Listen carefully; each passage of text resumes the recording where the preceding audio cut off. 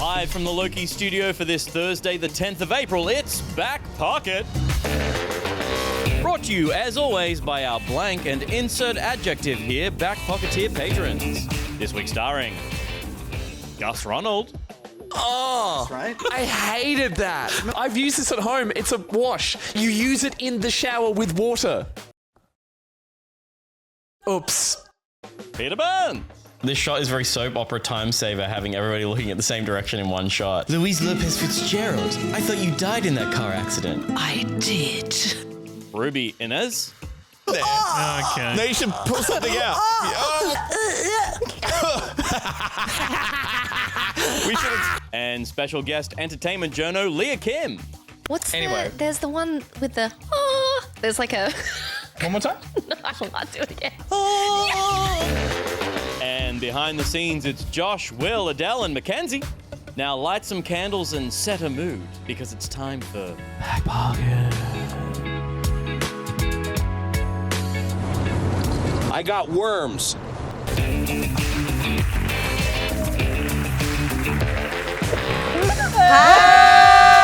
Hello, everybody, and welcome to a regular episode of Back Pocket. Very We've had normal. our 200th. This is our 201st. It's a regular, Boring. normal, boring episode with a regular, boring audience and guests. But tonight, on this regular show, we're going to talk about our surveys and get our survey on in Jackbox Survey Scramble. We're going to give you our honest thoughts and feelings about the Minecraft movie, Chicken Jockey. Yeah, God. And we are joined by the wonderful Lia Kim, everybody. We did a lot of applauding. Yeah, sorry, I wasn't expecting a clap. I was. Please don't I take know any a lot offense of to people that weren't expecting Well, we clapped a so clap. much. What? the clap. The Yeah. clap? When did you get the clapper? We did a lot of clapping for our 200th episode, which was on Sunday, and we had a whole live audience in here, and so I just went to introduce someone, and immediately it was like I think that roaring should be applause. the norm. Or awkward silence. Welcome, Leah. Thanks for joining us again. Thank you for having me. It feels like I was just here. You literally were. We introduced you in the top of saying, what was it, journalist, junkie media journalist? But We were when we first recorded it, it was like, and junkie Lia Kim. Lia Kim. I go by that. I can take that. You can Junkie go by Lia that? Kim. Yeah. Yep. What's your junk of choice? My junk of choice. That's a good question. Yeah. So I largely cover TV and movies and internet culture over at Junkie Media, which is a digital publication. And this year has been a really exciting year of like big TV movie moments. So that's taking up most of my time. I also sometimes cover K-pop, and when I can, I try to cover gaming. Hence. So gaming comes last in that list. Interesting. yeah, Movies, look. K-pop, gaming. So you're not a real nerd? I Can you do a BTS dance for me? know so many dances. Can you please they- do a BTS dance they- for me? Can no, I, No, I need to know something. Are they still doing military service at the moment? I think shit, yeah. some of them are in, or maybe they've come out. See, I'm more K-pop. My focus of K-pop is on the girlies. So. On the Okay, girls. New Jeans, kind of. Yeah. Jeans, I'm Blackpink. with you. Blackpink, Yeah, twice. There's a Yeah, song of Glass course, of course. Beads. Idol. There's a band that sings a song Glass Beads. I really like it. That's the only Glass one I know. Beads? Glass That's the song is called that. I'll find it in the ad. Yeah, It's yeah, not yeah. rude, Peter. Yeah. It's a regular, I wasn't saying it sweet was, and I wasn't song. implying Does that that it mean was. that BTS come out and But they're it's going to be definitely like a sex toy. It is. When BTS come back, they're going to be like Hardened by hardened by war and like 1,000-yard stairs Yeah. through the mosh pits Yeah. of screaming Yeah. fans. 1, 4, 3. Oh my God! The gun! It's all happening.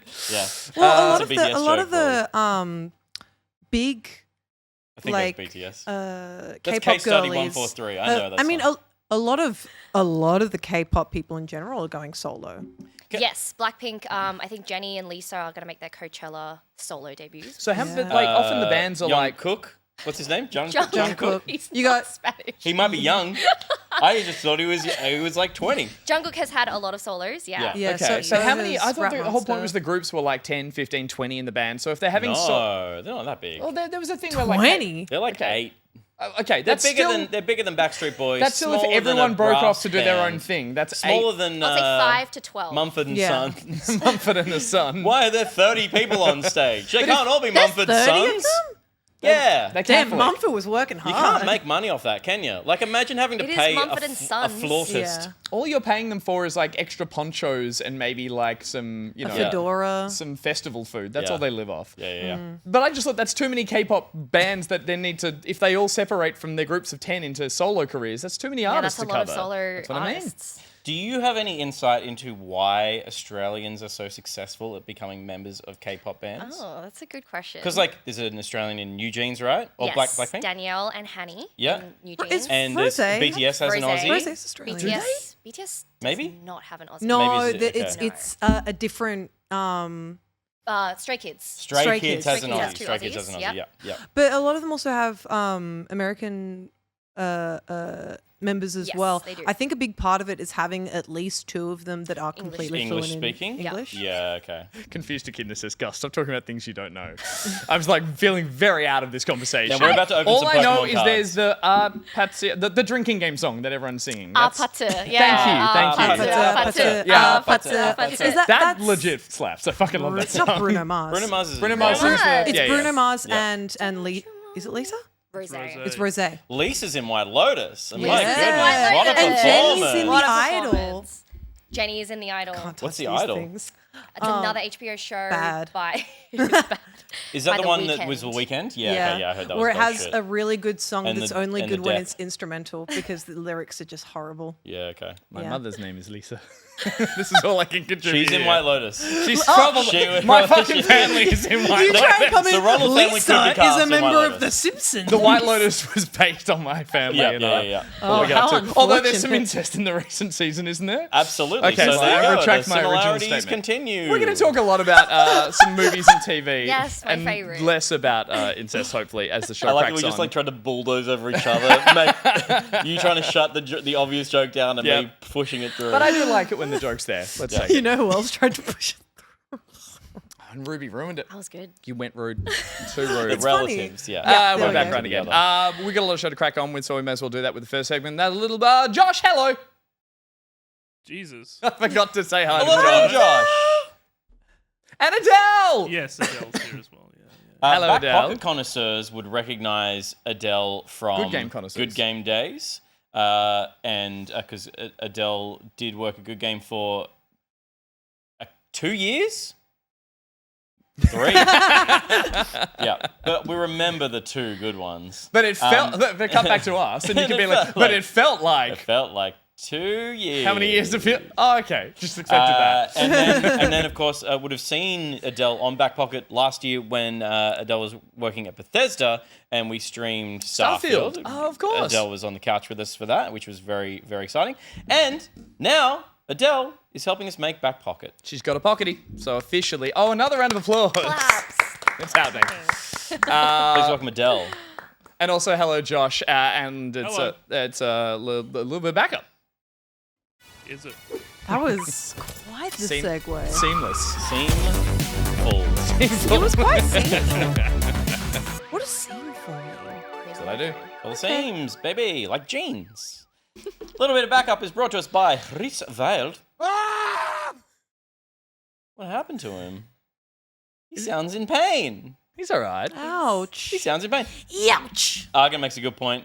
Palmed off one staff member to Xbox / Bethesda and then stole one back. That's true. I But thought it was just a trade system. That's Phil how this Spencer works. gave up an Adele and we capitalized on that. It's Phil Spencer's fault.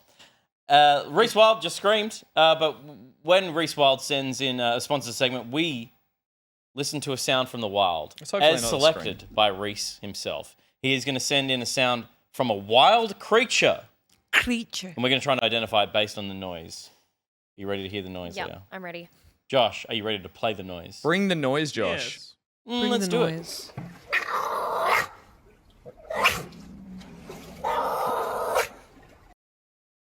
Okay, that's clearly Lisa Ronald. Angry at the trying to waiter get at the White trying to get a Lotus. pina colada. Trying when to get a she's being refill at the pool bar. Turned away by the pool bartender. My mum used to have a Lisa, mean if you're streak, but watching. she's so lovely. Like she was the dragon at school. Everyone called my mum the dragon, but that was just like, That's for a different reason. Everyone called my mum. oh no, that didn't exist back then. Yeah, it did. Is it a seal, Josh? You can't find his buzzer That's when sound. it comes out the nose. It's a fucking Oh, nice. It's been non-stop seals for the past 3 weeks. Sorry, can I play it again? I talk straight up. That's so cute. Oh. You guys know those big like cushions that you can get? Yeah, they Yes. look like the big cushions. Yeah, like the With a little- mellows or something like that. I've got like a Pikachu. I got one for my nephew, a Pikachu want a one. It's seal very one. See, I cute. love seals because they are very dog-coded, but then you just remember that like part of them is a fish. Sea dogs. And it's They're so mammals. it's just crazy It's to not part But fish. it's There's like no they, fish they're in there. fish-like, Fish involved. but they're fishish. There's as much fish in the seal as there is in you. Actually, you probably. What if I eat a lot of fish? Well, seals eat a lot of fish. Pretty sure True. evolutionarily Yeah. fish became cows and then they went back to being seals. No, she's actually right, and I think you should say it more. So, are you saying that Wait, what? Ruby is more of a cow than she is a seal? Peter, what are we Think looking about at it. in a Think little about bit what you're back? about to say. You're calling me a fucking cow, Of course, I'm not. Leah is Leah. A cow of very the sea. explicitly. That's what. That's dugongs. Dugongs are sea Oh, cows. of course. Sea cows. Yeah, they're a completely different animal. Okay, thank you, Reese, for that. Thank you for that seal. We needed to see another one. So far, they've all been seals in the past 3 weeks that he's put sounds up. I think this is a Reese gag that they are all going to be seals from now on. So now, by calling it out, We need I'm to going to say the identify. next one isn't going to be a seal, which means he It will will be double a down on seal. it by making a noise of another seal. Do you identify as an overthinker, Gus? Very much so. And an Oh, wait, you overtalker. only just figured that out. Overtalker, overthinker, all Peter, take away the It just segment. keeps happening. Okay, so the news this week is not really news. It's more of a collection of exciting things, semi-exciting things. There's a lot of talk, and we felt it was appropriate to talk about this while Leo is here, the expert. There are a lot of game-to-film adaptations on the horizon. Until Dawn is coming out on the 24th of April, so it's a couple of weeks away. The Until Dawn trailer I watched today. I don't know when it came out, but the film is coming out soon. And has anyone seen this trailer? I have skimmed. actually. Yep. Yeah, I read through the production notes and everything. Did you Whoa. have you played the game? No, I have not played the Okay, game. so I recommend trying to finish Until Dawn before this movie comes out. I have it's really seen- kind of a couple of sittings. I've seen a lot of people comment on any trailer post saying this does not really look like the game. That's true, and I think that is for the better. Oh. Well, okay, I still am yet to play Until Dawn, but people have put it up there as one of the best of these kind of like cinematic game experiences. Some famous people are in it, right? Yes. Correct. Rami Malek? Rami Malek is Correct. kind of like the character that kind of you were introduced to early on that is kind of set up as the hero, and then things happen. And it's related to that's Until Dawn. Well, that's the thing. Like the So- series of game, well, the game itself is kind of a teen movie, bunch of kids. They get picked off one at a time. You move between the vignettes. There is elements of you change the narrative based on actions with the characters, but that's kind of like the broad strokes version of the type of game it is. Is there a It's loopy basically situation? it's a choose your own adventure. There isn't a loopy situation. There isn't. There isn't. It's about the point of the games that why can't I remember Dark the name? Pictures Anthology. Yeah, is well, what- I'm thinking Supercell, but that's not them. Supermassive games. Yeah. Supermassive games make games that are Supermassive. supermassive. They are narrative based. They are basically choice and consequence is the point of the games, and characters will die. There is a perfect playthrough of a story that lets all the characters live at the end. So you need to make the perfect choices, but it's not always clear what's going to lead They're to interactive horror movies. Yeah. Like that It's- is the best way to put it. I will and- say it's funny because some of them are a little predictable in like their choose your own adventure-ness, because you've got like you're a cheerleader. Are you gonna go to bed or are you gonna go out into the woods alone and you're sexy? Well, I disagree with Love that it. Love that because trope. not the cheerleader bit, but I disagree with the part that once you play a bit of these games, you do realize that they do the bait and switch as well. They're like Oh, the yeah, safe absolutely. choice often leads to the Yeah. horrible thing happening, and the obviously bad choice Yeah. leads to you might survive a bit But longer. there's a So lot of they've- like, should I run or should I hide? And it's like, oh, that's hard because like Both if might you be and they run, do bad. it you're as in a the quick open, time if you go- event yeah. with the like, oh, quick, make your decision. So Until Dawn, great game, really kicked off. I'm not sure if they've done much beforehand, but then they made more of an anthology series under the Dark Pictures anthology, and they different characters, different setting, different horror movie, same like narrator would come in and paint a picture over all of these. So there's a It's not that important. Like, it's just that there was a thing that was tying them all together. Until Dawn is now being turned into a film. it's kind of a weird thing because it's really only in name only because it does feel more like it's another anthology spin-off with different kids, different setting, but they're using the brand IP of Until Dawn rather than... And the interesting part, so the meta-ness of this film isn't present in the games. The game, it is for the player because the player is making decisions and can like save scum and reload and can keep people alive. But the idea of manipulating time doesn't exist for the characters in the game that are playing through a horror movie scenario. Yeah. So they either die or they don't, and the narrative goes on, and you can replay it and whatever, but the choices that are made in real time for the characters. This film, however, is establishing itself as like the player perspective of that version of So it's like they're playing Supermassive Until games. Dawn. Yeah, the characters are learning the time loop. Yeah. And they need to survive until dawn, and they keep dying and coming back to life at midnight, which is Yes. not part of any of the games. So it's an interesting take. But it's not a bad take. Like, it's a cool... I agree. Yeah. I had like a weird Berenstein Bears. You got this wrong, Bernstein- Bernstein Bowman. Bum-ba-da-bum. Mandela effect? Mandela effect moment, where I thought that Ted Raimi was in every Supermassive Games game, but he was just in The Quarry. Okay. And I think it's because I thought I remembered him being in Until Dawn, but that was actually Rami Malek. Well, and Ted Raimi being the brother of Sam Raimi. Yep. Yeah. Film director. So yeah, there's famous faces pop up in those games as they splinter off, but this looks like they're... look, I think it's good they're not making a one-to-one of the game because the game already exists and it would just be a lesser version of that. But it also... But you are right that Until Dawn was got a lot of traction because Peter Stormare is like the Twilight Zone narrator. Rami Malek was finding traction with Mr. Robot at the time that it came out, so everyone was like talking about him. Hayden Panettiere hadn't been in a lot since Heroes, but everyone she was in Nashville, of course, because Nashville fucking rocks. Bring it on In It to Win It. And bring it on In It to Win It, of course. But she was, a megastar, and so she was in the game as well. So there were a bunch of faces that people were like, oh, okay, this is mocap of actors in a film that I'm interacting with. So the cast in this film, I don't recognize a single face. Apart from Peter Stormare's in it as well. He popped up, but like, it looks low budget and it looks kind of pulpy, and that's kind of what you want from a horror film. So yeah.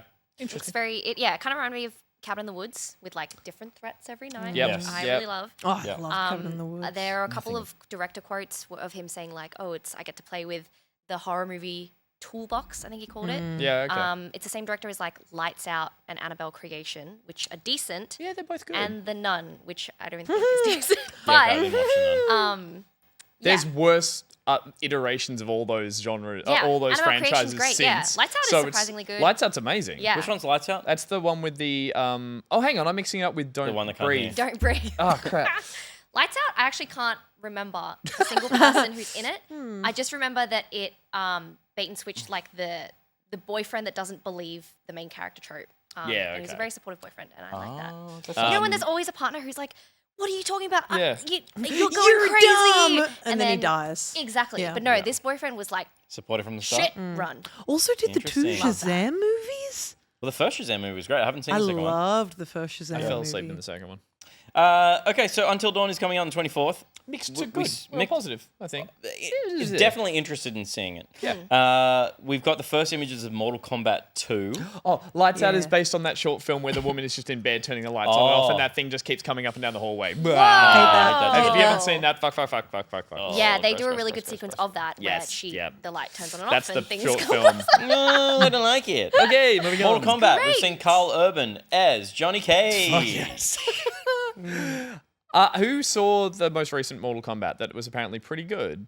None of us? No. None of us. Okay, none of us saw that, but I've been meaning, it's been on my to watch or to stream, but it was surprisingly okay, I think, and it was doing a good job of rebooting and modernizing, but still paying homage. It wasn't going too serious. Whereas it felt, apparently everyone who saw it said it felt like a lead up to the tournament film. So I think that's what this is going to be. This is a balls to the wall version of all the characters, go to the Nether Realm and all that kind of stuff. Yeah, okay. So I yeah. need to see Carl Urban do like a Hollywood smile, and then I will be fully convinced. There is a still in this entertainment first look stills of him doing the splits on 2 logs, which is pretty badass. That is good. But that's the yeah. nut punch move that he does. He does a splits and he punches everyone in the nuts. Yeah, that's really good.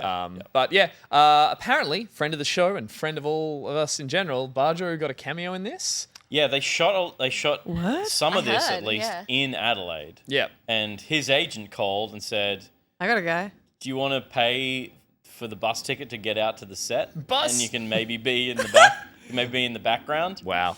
I don't think he liked being in the background much. No Yeah, shit. he would have hated that. Oh my I don't know him goodness. as well as you guys. I saw on I Sunday. only just met on him. Sunday, I saw the 2 of you chatting together. I was like, "Has Leah been able to say anything yet?" He's the Yeah, guy we who had a literally great chat. photobombed the intro of this by just like moving into the front. Yes, It's yes. like, I yep, learned that's little something- snippets of him in Yeah. our conversation back Yeah, there. yeah, but He's a big yeah. Mortal Kombat fan. And He's so, a massive Mortal Kombat fan and that is known. That is Yep. known. Yeah. When he spoke to Ed Boon at E3, That's right. he like wet himself. He's not the kind of person that would ever fawn over a game dev. But when we traveled to E3 and there's footage of him going like, he's like panicking about talking to Ed Boon. Anyway, there was Mortal Kombat is out October 24th. It is out And this maybe year. there was a couple. The guy who played Kano as well in the most recent one, Aussie actor. There's a couple of Aussie actors who are in this. 'Cause- Joshua Is it Josh? Edgerton. No, but he's the Swift. funny one. Anyway, did a really good job of it. Swift. Everyone really liked it. And yeah, there's some extra Aussies in it because it was shot around Australia. So hopefully the sequel means more Aussies popping up. Josh Lawson, thank you, B-Mac. Godfather Al it says, "Is this Leah Kim the dancer or someone else?" There's a Leah Kim There is dancer. a famous Lia Kim the dancer who does a lot of K-pop dances. Yeah. That's she's you! who I want to be. Please get on the show and one dance. Okay, during the credits when it just goes blurry. Yeah, right at the end. You can Right bust at out the every end. Which is move. a one very day. well-known You can show me how to dancer. do Have one. you ever met? No. One day I should. feel like we should meet. Absolutely. I once on added a a girl. dance floor, be like, what is that? I think the famous Peter Burns is dead. Culture Club. Oh, yeah, maybe. sorry. I think Maybe. Peter Burns died. Lee Kim the Yeah. dancer. I There recognize you go. Leah Kim. Yeah. So that's not me, but yeah, it was pretty shocking. I feel like I discovered moves her look when I hard. was like 6 years ago. you should message her and write same name, smiley face. Wanna I'm sure dance? she'll like it. Want to dance? Last week we saw the teaser trailer for FNAF 2. Mm-hmm. That Yeah. first one did well enough because Ruby went and saw it 800 yeah. times. liked Let's just say it. I was Okay. every liked person it. in I that theater. I thought it was interviewed, people. Is Josh another Hutcherson? Josh? Not Josh Hutcherson. I wish. No, Yeah, I only fair. interviewed Peter. who runs Blumhouse Productions again? Oh, Jason Jason Blum. Blum. Amazing. That's awesome. Sorry, my mind. Yeah, so I interviewed him for like 8 minutes or something, very short time. Oh, But spoilers. It he was They such a survived the fun first movie. Yeah. I loved the animatronics in it so Yeah, much. look, thought they were I- I'm not against this. As more as actually, I haven't seen it, but I hate the game. I think like as a film, it's probably a fun. There's a lot worse horror movies being made out of less as a concept. So I think like the animatronics, the Freddy Fazbear's Pizza, all that. Like it's actually more meat on the bone than a lot of other horror films. Totally. The Freddy lore is off the fucking charts. Yeah, Yeah, you can talk for hours about this shit. I like once a year I watch a 7-hour Five Nights at Freddy's lore video to go to sleep. Your comfort and watch. in my brain, I'm it takes retaining you it 7 all. hours to go to sleep. No, I sleep for under You 7 sleep hours. listening to it. Yeah. She Okay. just So then I absorbs can it. retain the like some people information listen as I to sleep. classical White music, noise. and she's like, Yeah. you know, there's a secret bear in the cabinet or something. I don't know. What He lives inside the animatronic. That's Also, crazy. second film, they'll hone that craft. Yeah. Like that'll be a better story and hopefully a better. So that's coming out just in time for Christmas. Oh, goody. Cute. December stuff. 5th. And Yippee. the last little chunk of news is that Michael Sarnowski, who directed A Quiet Place Day 1, the third Quiet Place film, is reported by Junkie. I don't actually think it's Junkie. But it's been reported that Michael Sarnowski What does he suck? Sorry. Sarnowski has been picked up to write and direct the Death Stranding movie. Terrible Right. idea. For some reason, Death Stranding is being greenlit for a I film. don't Yeah. understand that in the slightest. I love these games. Do you know much about Death Stranding, Leah? Like, it's good. Keep your brain free from this, like, Really? absolute over the top. Like, it's an experience of a game, but it is a Kojima game, and it is very pretentious, and it is very overly ambitious with no, like, sign of ever summing up and making a coherent story. It just is going weirder and weirder for weird's sake. And that's wonderful. I don't think it would work as a film. I really loved A Quiet Place Day One or whatever that was. That's a really, really good film when it had no right to be. And so cool director, but there's too much here. There's too much to put into, unless you went real bare bones with it, which Kojima just wouldn't let you. I think what gets me about it is like it's being written and directed by someone that's not Hideo Kojima, and I feel like that man would Best idea. want to be involved so badly. So I do wonder how he will be involved. Is he not involved? He's got to be. Yeah, right. But like, if they just fucking He's too throw, busy meeting if all they these just famous like chuck an people. executive producer at him, I'm gonna be like, oh, I'm excited. feels like a waste. Because ever since playing any Kojima game, I feel like he was better when he had Konami oversight. Yeah, yeah. Not even really. Like there's 4-hour cutscenes in Metal Gear Solid 4 Guns of the Patriots. It's like the man needs an editor. Yeah. He's a brilliant creative, and you shouldn't restrict that process, but he needs to be edited down into something digestible. And I find this stuff is so up its own ass, and the fact that he is so willing to praise himself or credit himself is just the icing on the cake I love of it. the obnoxiousness of it all. I love it. So I really, really want to get Kojima concepts edited. Would you say it insists upon itself? It insists upon itself. I did not care for The Godfather. What? It's like, you're right. With an editor, he would know that there is an end point. And right now, he makes things as if there is no end point. They do have to end eventually, but without that kind of, that finish line in any form of his narratives, he just keeps spiraling until the threads become too much to contain and he just moves on to another project. So I feel like potentially an editor or a filmmaking, sort of machine around him might constrain some of those overly ambitious threads. I'm but surprised he hasn't been able to call fucking George Miller to make it, That's He's true. He's got Or, mates everywhere. Guillermo del Toro and Del Toro would be, Yeah. yeah. You know what? He did I a really think he interesting job should with it. just be able to do whatever he wants. Oh, I like the Ruby that. Chaos. No, yeah, I think chaos is We'd good. all die, I but think, it'd be fun. freedom and creativity is exciting and cool, and What I was think that other movie? That it's great that he Sure, does. but so is restriction because that's what makes art. Correct. No, it's that not. movie? Yes, Art is born out of the Megapolis rest of that or something? saying. It's born out of the limit of don't it's even born out of the know. limit of the canvas. Disagree. Okay. Sorry. Sorry, Leah. Oh no, I was gonna say that other movie, Megapolis.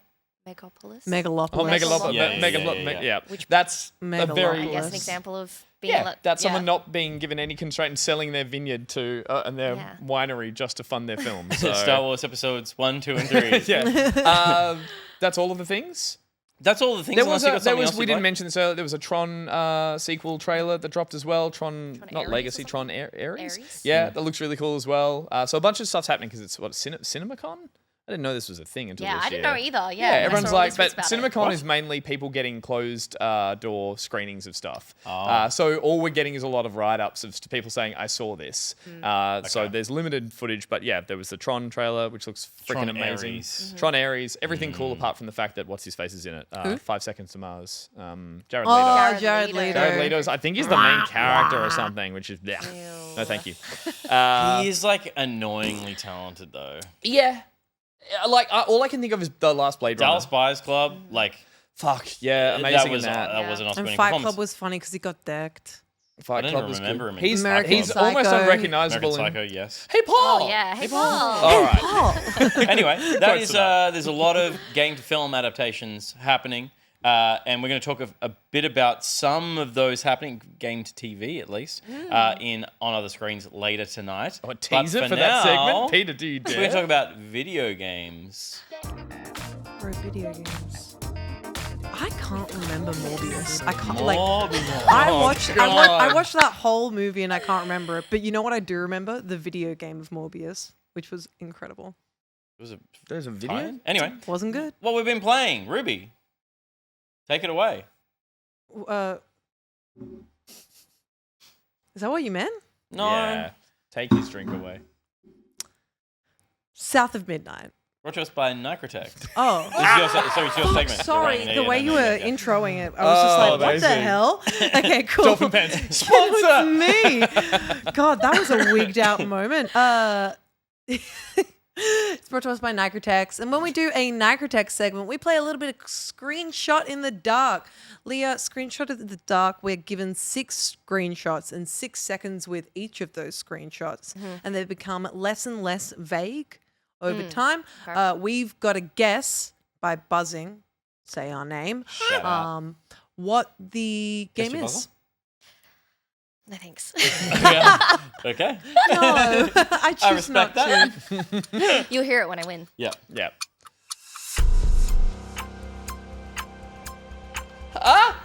Guys, Oh. Street Fighter 2. Wow.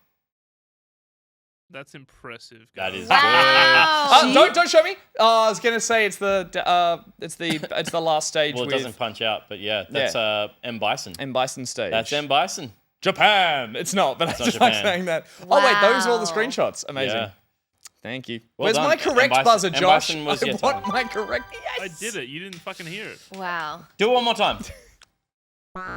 Oh. I deserve that. Thank you Josh. so Thank much, you, Josh. Nigrotex, Thank you, for sponsoring the segment. Can we test the buzzers? Stop it, Ruby. Sorry. Go, Ruby. You got this. I'm trying. I'll go first. Yeah, Because the game I played came out yesterday on Game Pass as well as PC and Xbox. It is South of Midnight, which is the newest game from Compulsion Games, which you may know as the creators of We Happy Few. And in it, it's an action adventure game where you play Hazel, who is the newly appointed Weaver. It's set in a town called Prospero, which is in the deep south, and Weavers hold the ability to weave the strands of the world. Everything in the world exists via these kind of magical strands, and you as the Weaver weave the strands to become correct again, basically.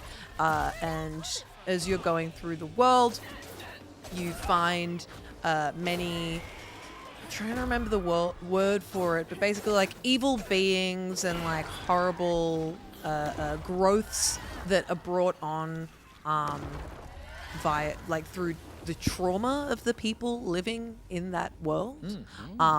And so part of a weaver's job is to also kind of address and heal that trauma. It's usually trauma being experienced by like lost souls, but also through living people as well. So Hazel's also, I'm pretty sure, a teenager. So you're also dealing with the Puberty. puberty, homework, Boys. track meet. She's a Track meet. she's a track star. Oh, yeah.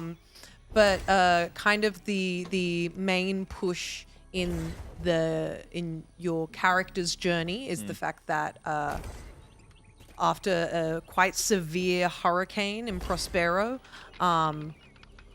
your house, which is there's lots of them in the Gold Coast. They're on like stilts. Stilt Yeah, houses. like a stilt house, yeah. Trailer. Yeah, she lives in a stilt trailer house. It gets washed away into the Mississippi? nearby lake.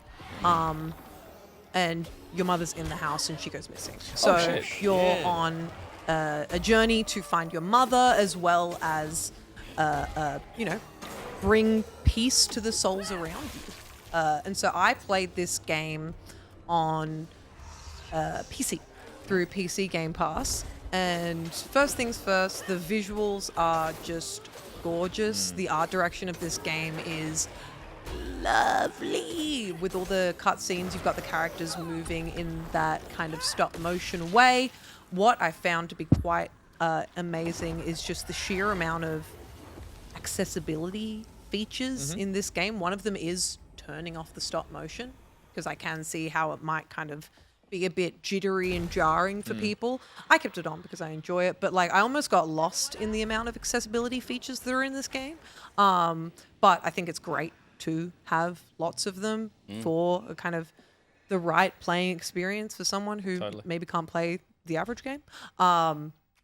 The kind of combat sequences in this game are very varied, I'd say, because you're working with, your hooks, which, you hack and slash basically, but it's kind of soulsy in the way that dodging is key. You really have to dodge because enemies are hitting you pretty frequently, and then also they just spawn in like maybe 4 or 5 of them, sometimes like 3 at a time. You're having a fight. So sort of crowd control plays a big part in the combat. Yeah. I wouldn't say it's like full swarms of enemies, but not even mobs, but like waves. Yeah. And so it's very like, smack, smack, smack, smack, smack, but you can't just keep hitting until they're dead because they hit you and they hit hard. Yeah, okay. And so over the course of the introductory sequence of the game, you get 3 powers that you use not only in like the traversal, but also in combat. So the first one is weaving. And with the weaving outside of combat, you make items that there were almost shadows of before. So like, for example, there's like a shadow of a table and you can weave it to make it real. You can't make anything from thin air. It's usually stuff that's already been there. But, it's always conveniently right where you need it to be. And in combat, that same move holds enemies in sort of a stasis. So you can hit them, and when they're in that stasis, your attacks hit harder. But of course, it only lasts for a certain period of time. Then you've got like what's it called?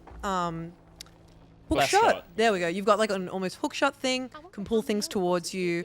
Pulls enemies towards you so you can give them a quick hit. And then opposite, you've got something that can push them away. And it feels fantastic. I'm assuming if you're using a controller. Oh god, yeah. I What are you played doing? with keyboard and mouse Ruby, because it was no. all I had. And We've got a box of controllers here. Take one I home, will be borrowing please. one for the period of playing this game because Third person with a mouse and keyboard. Rough.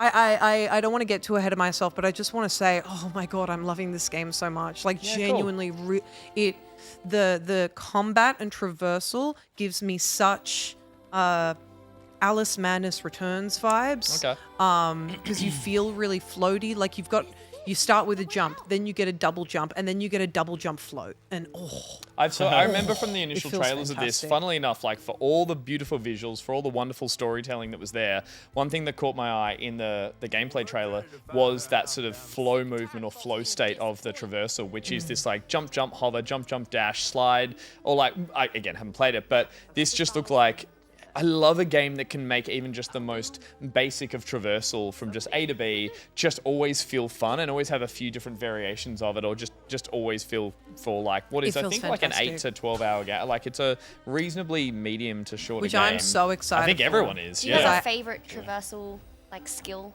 Double jump, air dash. I love a landing slide, like when you land and crouch, so you Mm. can continue momentum of that. Like not quite was it Tribes or something, but not Yeah, that I mean, level. Tribes Fortnite. absolutely is about. They all do it now. Like when you land, you land and slide. But Yeah. yeah. Fortnite invented nothing. Fortnite has Please lots of good stop things. talking about hey, Fortnite. had lots of good things that already existed. Yeah. I'll say that. Yeah. But yeah, this game is there is just so much to love about it. If this game doesn't win Game of the Year for its soundtrack alone, I will be very, very shocked. Because the music, it's got a lot of like blues. It's got a lot of kind of twangy like old country. Josh was showing me a bit earlier, and like there was there's also some like musical theaterness to it, where the songs are composed and written for the game, and the lyrics I love that are detailing the narrative of characters that are important in the narrative. Jump, jump, right dash, now. jump, slide, Yeah, dash. like it's Yeah. a song about a character that you're Was this? I think we're about hearing to it go here. fight Josh and gives it a engage bit of. I started crying in this sequence because it was very, very. It's very Johnny Cash. I'd say Nick Cave. Oh. Nick Cage. What am I saying? Nick Cave. Cave. No, I had it right. Cave. No, you're Okay. right. You're Yeah. right. I like no. When I first heard this song specifically, I was like, oh, this kind of sounds like "Hurt" by Johnny Cash. Yeah. Which I know is a cover, but like the feeling of that cover where it was like so solemn, and because this song is... got fun. It gets fun, right? Yeah. But the wall run. topic of the song is horrifically sad. And This is all that kind of like, deep this south game music. is horrifically sad because Yeah. you're a weaver and your whole job is to as a weaver is to help souls move on, but also help souls that are still around. And your mum is a social worker who, doesn't want to bring her work home, but it takes such a toll on her emotional state.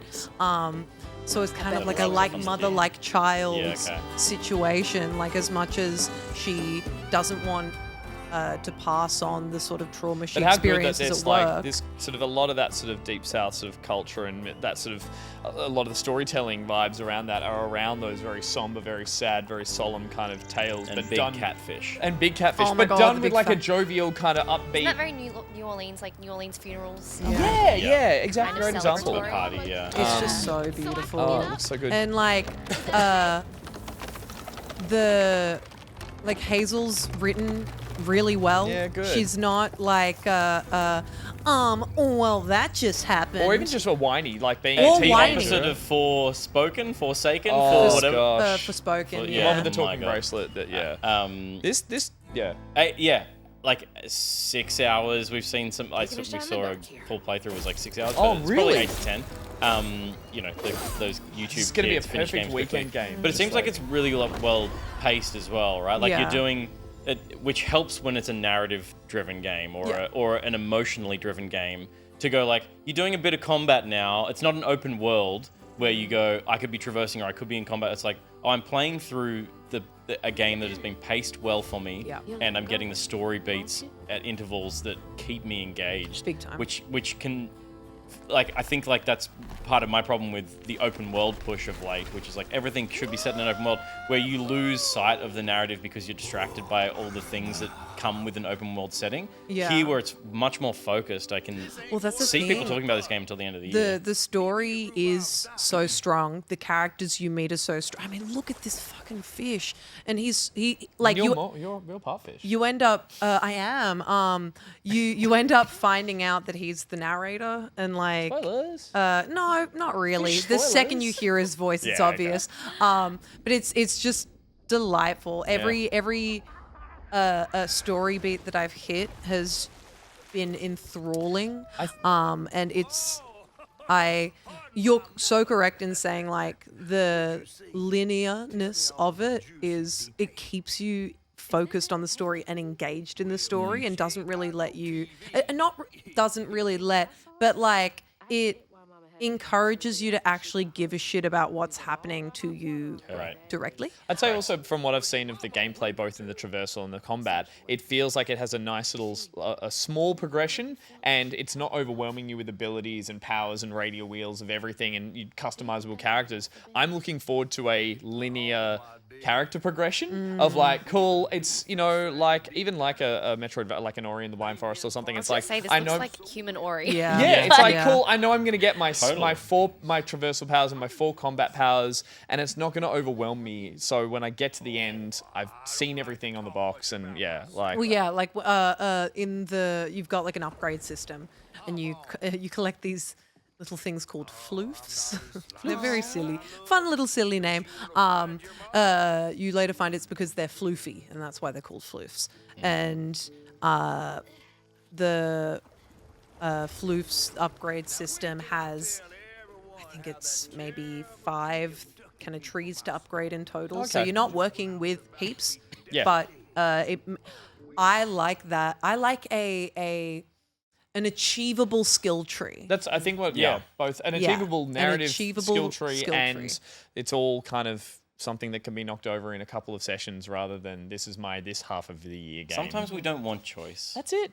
Sometimes it. we want to There's just too be much told a choice good in real story. life, Ooh. yeah. and Okay, experience it. then let me segue into my game because this kind of touches on a couple of similar threads that we talked about. I'm just about to finish playing Atomfall, which is by Rebellion and came out, I think, a week or so ago on Game Pass as well, on PC Game Pass, and I've been playing on Xbox. I did a little bit of on stream the other week, and this is a first-person Fallout-like. That is a post-apocalyptic survival game set in jolly old England. And it is a condensed Fallout experience that very much wears its sort of like love for that series or those games on its sleeve. It's very AA. It's very a medium-sized game that people are talking sort of 10 to 12 hours for what gives the impression of being a large open world with lots of narrative threads. You play a survivor who wakes up in a bunker with amnesia. Perfect way to just go get out into this world and meet these characters. But the way in which this game opens up and how actually large it is both the surprises that sort of got me when I started playing. When you start this game, you step out into that sort of opening section of the bunker and you see this very green, lush version of an apocalypse that's due to a nuclear fallout from a nuclear power plant. That's a real one in the UK that had a real fallout, that just not as serious as this. So that's kind of cool. And from that, you see this opened world in front of you. Sorry, it's cool that they're basically catastrophe. That's kind of cool. That's kind of fun. But you see this broad horizon in front of you, but there's really not that many paths to take. And there really isn't a golden path in this game in the way that a lot of open world games do have for you. Even your Bethesda games in particular, your Skyrims and Fallouts, they give the illusion of an open world, but they very much they sort of narrow you down to that first few chapter markers that get you on your path. From there, it does open up. Here, you step out and you can turn multiple directions and take on any story thread. In fact, it was quite confronting that there isn't really that first quest giver that goes like, how you doing there? Head on down to the town and pick up your first weapon and all this stuff. It really does not hold your hand, and it's incredibly refreshing.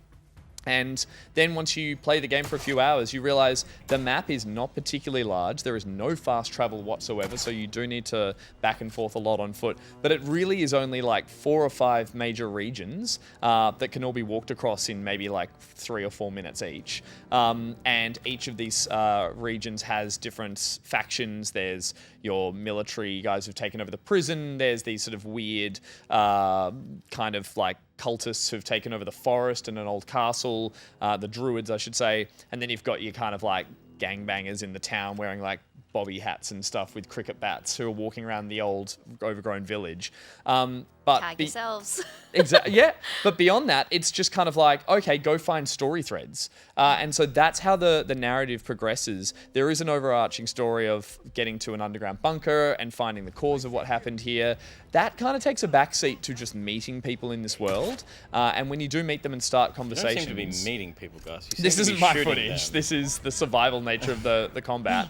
But yes, when you do find... There's only a handful of characters that you can talk to. Everyone else is just a quick line of like, get out of my way dialogue. When you do meet the characters that you can talk to, they will give you sort of quests, but without map markers. They'll give you coordinates on a map, maybe, like latitude and longitude. They'll say, like, things are in this region. But the actual narratives you pick up are by going through every crate, talking to a few people, until you do stumble across another sort of continuation on that thread. It just really hands off, and I think I love that. I really, really enjoy that, because then I've watched people's playthroughs, and they've taken complete left or right turns from where I've played, and they've had very different experiences, and they've tackled all these major areas in very different ways. So it really does sort of do a great job of an open world. This person is really struggling with this bit of combat, but I'm playing on the normal survival mode, and it is brutally hard because the big negative for me is the AI. It is very AA, and in that sense, the AI stealth, and they can spot you across the whole map, and they can hit you across the whole map. It feels just a little wonky in that regard. but it also feels just as wonky like an old Fallout New Vegas, that you can just run through an area because the AI is just wonky enough not to really notice you, and then you can funnel them all into one door that you just keep closing and opening and shooting them and closing and opening, and it feels wonderfully old school in that regard. That's just like a couple of the little exploits, but for me, that's kind of charming in this as well. That's felt very old school, and again, I'm not going to go back and play a Fallout game again because it is so big, because there's just too much there. But this is a really, really great condensed version of that. I'm now down in the sort of the facility section of the game, and it seems like it's heading towards a big final act. And yeah, I'm sort of 9 hours into it, and that feels like the perfect amount of time. There's some light crafting. There's a light upgrade skill tree, but again, it is really, really quite small. There's not too much to overwhelm you. And yeah, I think people, once they pass some of the wonkiness, have really been getting a kick out of this. Yeah, as you can see, the UI isn't, you've got thousands of things in your Pip-Boy or in your sack. You've just got like a handful of items, and you get as much of this game out of this game as you put in, kind of thing. So How many things do you have in your sack? just a couple of Molotovs and a Cornish pasty. Nice. There's wonderful little British touches throughout the whole thing as well. Even the fact that you said cricket bats, I'm like, yes. The first gang Go away, members are Americans, like, with your "Oi, baseball go get bats." him there." Yeah, does everyone Yeah. sound funny? They do. They Awesome. well, no, the voice acting's tremendous. Yeah, okay. Some very cool dialogue with some interesting northern accents and stuff like that. And it's not caricature-esque. It's like it does feel very much from So the no, like, region. oi, mister, you me dad. I mean, they might Victorian sound like ghosts. you be dead. Yeah. It's me just running away me from gone. pregnancy scares. Oh, no. But there's like, there's some sweet touches in there, like you can drink tea to keep your heart rate down for Cool. stealth. You so eat like cute. cans of old ham and Cornish pasties, and there's A little modern radios. delicacy in England. Yeah, exactly. Canned meat. And there's one great achievement where you find a metal detector, and it's detectorist. You go around like the fields just looking for bits of like ammo cache. World War II Yeah. memorabilia, yeah. Yeah, so it's charming, but it's also just feels like When is this set, sorry? Because obviously it's a bit it's retro post World War future. II. Yeah. So I'd say like I think it's just like 60s, like Yeah, like okay, cool. mid 60s kind of Because vibes. we saw some robots running around. You're right. firing It guns. doesn't go too far into the abstract future of like there's really only human enemies and a couple of those robots. There's very little in terms And what of. were you kicking there that made you bleed? This isn't my That footage, was but Nat's chat was running around. what was that? Nat's chat was running around. Oh, it's a rat. Yeah. Oh yeah, there's little rats. And, Sorry, I just want to highlight it. There's an item called bottle water.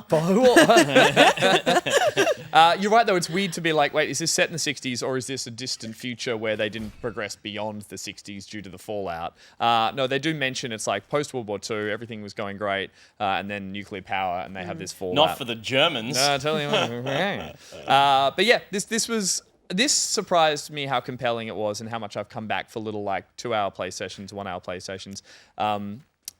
There's a little like you get cryptic messages from a post office box as well. So very British, but yeah, very fun. I'm really, really keen to finish it, I guess. Yeah, hell yeah. Yeah, Cool. That's Atomfall.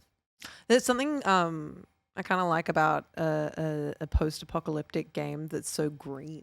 People have commented on that Totally. too and been There's like, something it's really nice interesting about to, that it's to quite me. refreshing than the usual drab, brown, grey kind of vibes. yeah. It's the sunniest I've ever seen the UK. There's no weather or day-night cycle in it. Yeah. So no rain, no nighttime. So We're experiencing a heat wave. It's 28 degrees.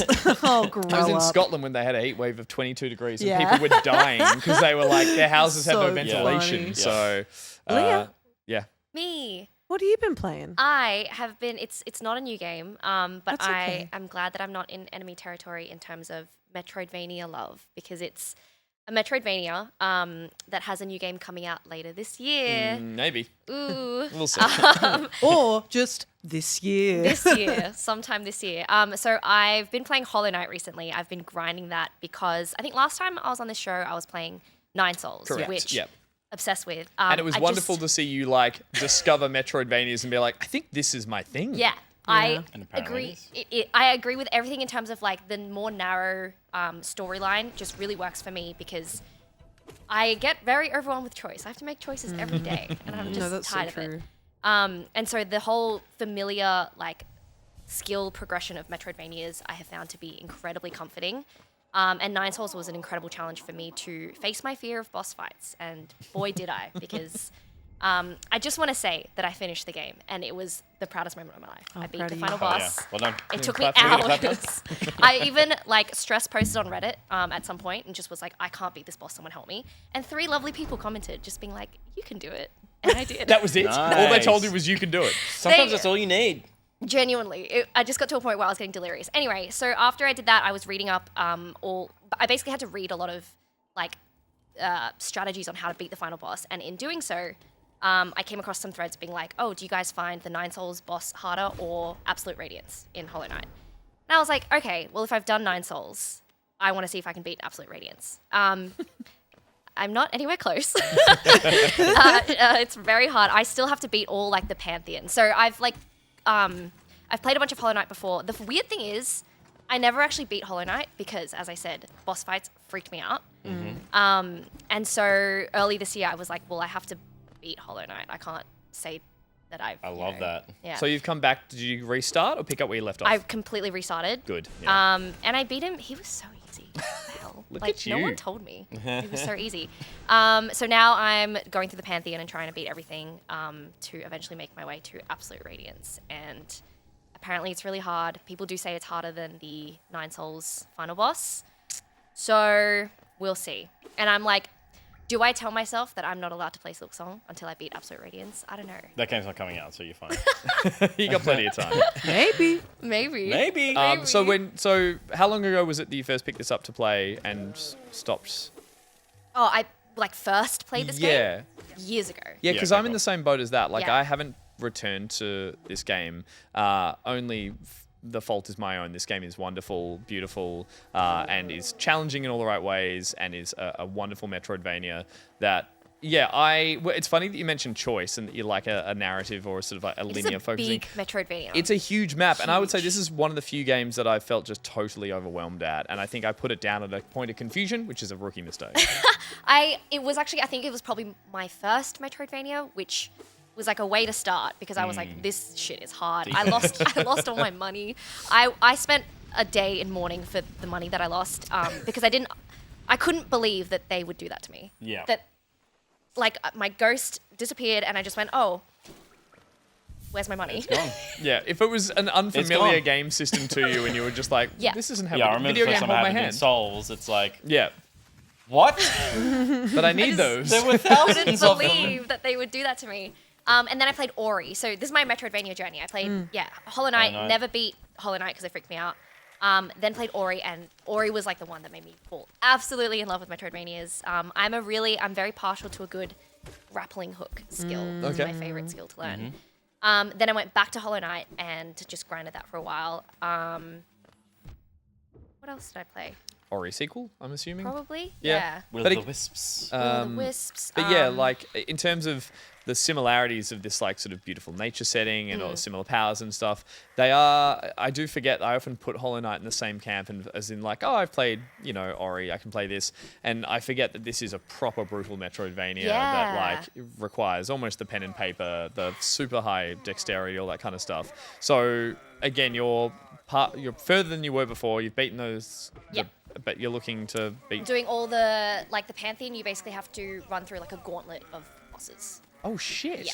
Yeah. So, So to clarify, you've beaten the final boss of the game Yes. campaign. Yep. And now you're doing a challenge mode where you fight Yep. bosses in a gauntlet. Yep. And if you fight all the bosses in the gauntlet, you get to fight the final boss. final Yeah. boss. So she's kind of like a secret final boss because Hollow Knight, in terms of the narrative, is the boss that you beat and the story's over. Yeah. And then so when it restarts, you haven't beaten him yet. So he's So the next time we have you back, you'll be potentially on I don't know what's the hardest Metroidvania / Souls-like / I'm trying to think top Better of the be. pile, but that's the expectation we now have. Yeah. Because this is a serious upgrade in gaming skills for someone who puts it at third in their list of things they're interested in writing about. Yeah.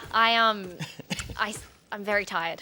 I'm very sleepy all the time. And no one at Junkie wants to hear about your Metroidvania. No, they don't. It's so sad. Yeah, I mean, it does suck that I'm not, it's not one of my key areas that I focus on at Junkie. And it's basically, I make a lot of time for it on the weekends. The weekends Sure. is like, the time. Weekends are to relax by playing the most stressful boss fights you've ever experienced that you need help from the internet on. Are there many gamers in the office? I mean, I know Kai plays games a little bit, but like... Yeah, Kai definitely does here and there, but there's a couple, like, they more like cozy gamers. Like, we've This got is people who love definitely their- out of their wheelhouse. Yeah, I don't think Metroidvania and like would you call this like a Souls-like? Well, I only just meant in terms of the recouping your currency Yeah. and And in that yeah, sense. I mean, Souls likes the mechanics that go along with the Souls like were the losing your currency if you die a second time before you get back to your corpse. So corpse running, going back to where you died and collecting your resources. and then just difficult bosses as well. Difficult bosses and the idea that enemies respawn when you rest At a and campfire reset all your or- health and health Yeah, pots. yeah. or Which your I forget I ability to love in heal. Hollow Knight is sitting on the little bench. I It's love sitting so on my fucking bench. cute. Waiting for the little train bug to turn up as well. Like Yes, this, I forget the like really beautiful sort of more that The sadness. soundtrack is beautiful. Yeah, It's it's so good. very, very melancholy. Well, I think last time the recommendations were Metroid Dread is still Oh, one you yes. need to go back and like play. That is a fantastic game, and a few people in chat mentioning Prince of Persia: Lost Crown. As I well. love, Prince of Persia. Lost Crown was great, Oh, that you, was you good. have played that Yes, one? Okay, yes. cool. Well, then it's just Metroid Dread. That is the Yeah. only thing that you need to start playing as well. And Donkey Kong Country too. Yeah, and Donkey Kong Bonanza when it comes out. Bonanza. Okay. on my list. Bonanza. Bonanza. I'm glad that you're continuing your Metroidvania journey. It's very cool. You should stream them. I've never streamed before in my life. Yeah, you should stream. We want to see this rage. I want to see the Oh, frustration come you guys through. don't I wanna see your understand. anger. I have come close to tears. That's That's content. good. That's good stuff. content. I We're missing especially this. Nine Souls. I do kind of regret not streaming. Wait, because Nine it's harder Souls. because of the story. Both. Okay, good. Actually, Double both. okay. Hollow Knight, I teared up a little bit. God, that story is brutal. Like, defeating Hollow Knight is this weird, bittersweet thing. So that's really sad. Nine Souls is also just a lot of. All right, you heart. need some somber sadness with your narratives as well. Metroid Dread, not too sad. Yeah, it's not sad, is it? Scary, It's a little but- bit I horror. love sad. Yeah. Yeah, cool. Prince of Persia was not sad. No. No. It was cartoony. Dead Cells is the other one a lot of Cooler. people mentioned. Oh, I Different style of game in terms of that's like runs into areas that get harder and harder, but very kind of similar, like very quick frenetic combat, really cool gameplay style as well. So There's a lot of talk around Salt and Sanctuary as well when that came out, which was a very Souls-like. that was trying to be 2D game. just a 2D version of Souls, but Yep. there's plenty out there still, so There's let's heaps. play. Heaps to play. So much. Play to it. do. Yeah. Let me tell you about Gnomes. Go The for it. concept or the game? Garden Gnomes. Yeah. The little Okay. men in your garden. Wait. What? Do you know Brian Tyree Henry? Is that his name? He voiced Megatron in Transformers. Oh yeah. I don't know if you would know He's him. he is a Also gnome. in He- Atlanta, across from, right? Is Say it the again? same guy? He's In in Atlanta- Atlanta, he's in across Atlanta. from Yes, Global? he's in. Yeah, I think so. All right, walk Um, this tangent back. How- He loves gnomes. I okay. interviewed him for Transformers 1. Incredible animated movie, by the way. Yeah. Everyone should watch it. And he would not stop talking about gnomes in our whole interview. the concept. The garden of gnome the concept. garden gnome. The garden gnome. Okay. Yeah. I think they're neat. I'm not talking about garden gnomes. You're sorry you brought it up that way, aren't you? I'm talking about the tower defense Gnomes that came out this week. A 2D tower defense game that is a roguelike and a run-based tower defense. You have to get through 16 days of raids. You are gnomes. There are goblins trying to invade your home. So you build your little gnome army and defend your home and protect your base. No home. Your gnome home. Yeah. Some of the this is very classic tower defense. For people who don't understand what tower defense is, I basically just described it to you. Enemies attack down a lane. You build towers. In this instance, it's little creatures that stand and attack things as they go past them. Would So you when say you any defend with those towers? Well, hang on, You he do hasn't defend got yourself. to that bit yet. anything that gets perpendicular, Sorry, I'm getting ahead of myself. Sorry. you are really not helping. Are the towers the gnomes in this case? Yes. Sorry. Okay. Go on. And you're the nose. That was what a I real just question. fucking said. That was a real question. I know it sounded. Yeah, you're Continue. the nose.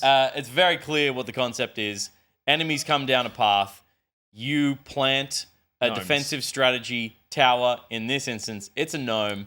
When anything walks into a perpendicular space, Another gnome. no, the And goblins that are attacking the home, Got it. The gnome home. the gnome home, And you know when they're coming. you can tell when they're coming. You can know when they're coming. And then when they walk past, they get stabbed by the towers, which are gnomes. which are gnomes Okay. Wait, the gnomes defending stab? the gnome home. Okay. Yeah. Gnomes have knives. All gnomes have knives. Butter knives, little and small ones. Okay. Yeah, so you need to survive 16 rounds. It's procedurally generated. The map is procedurally generated. Yeah, cool.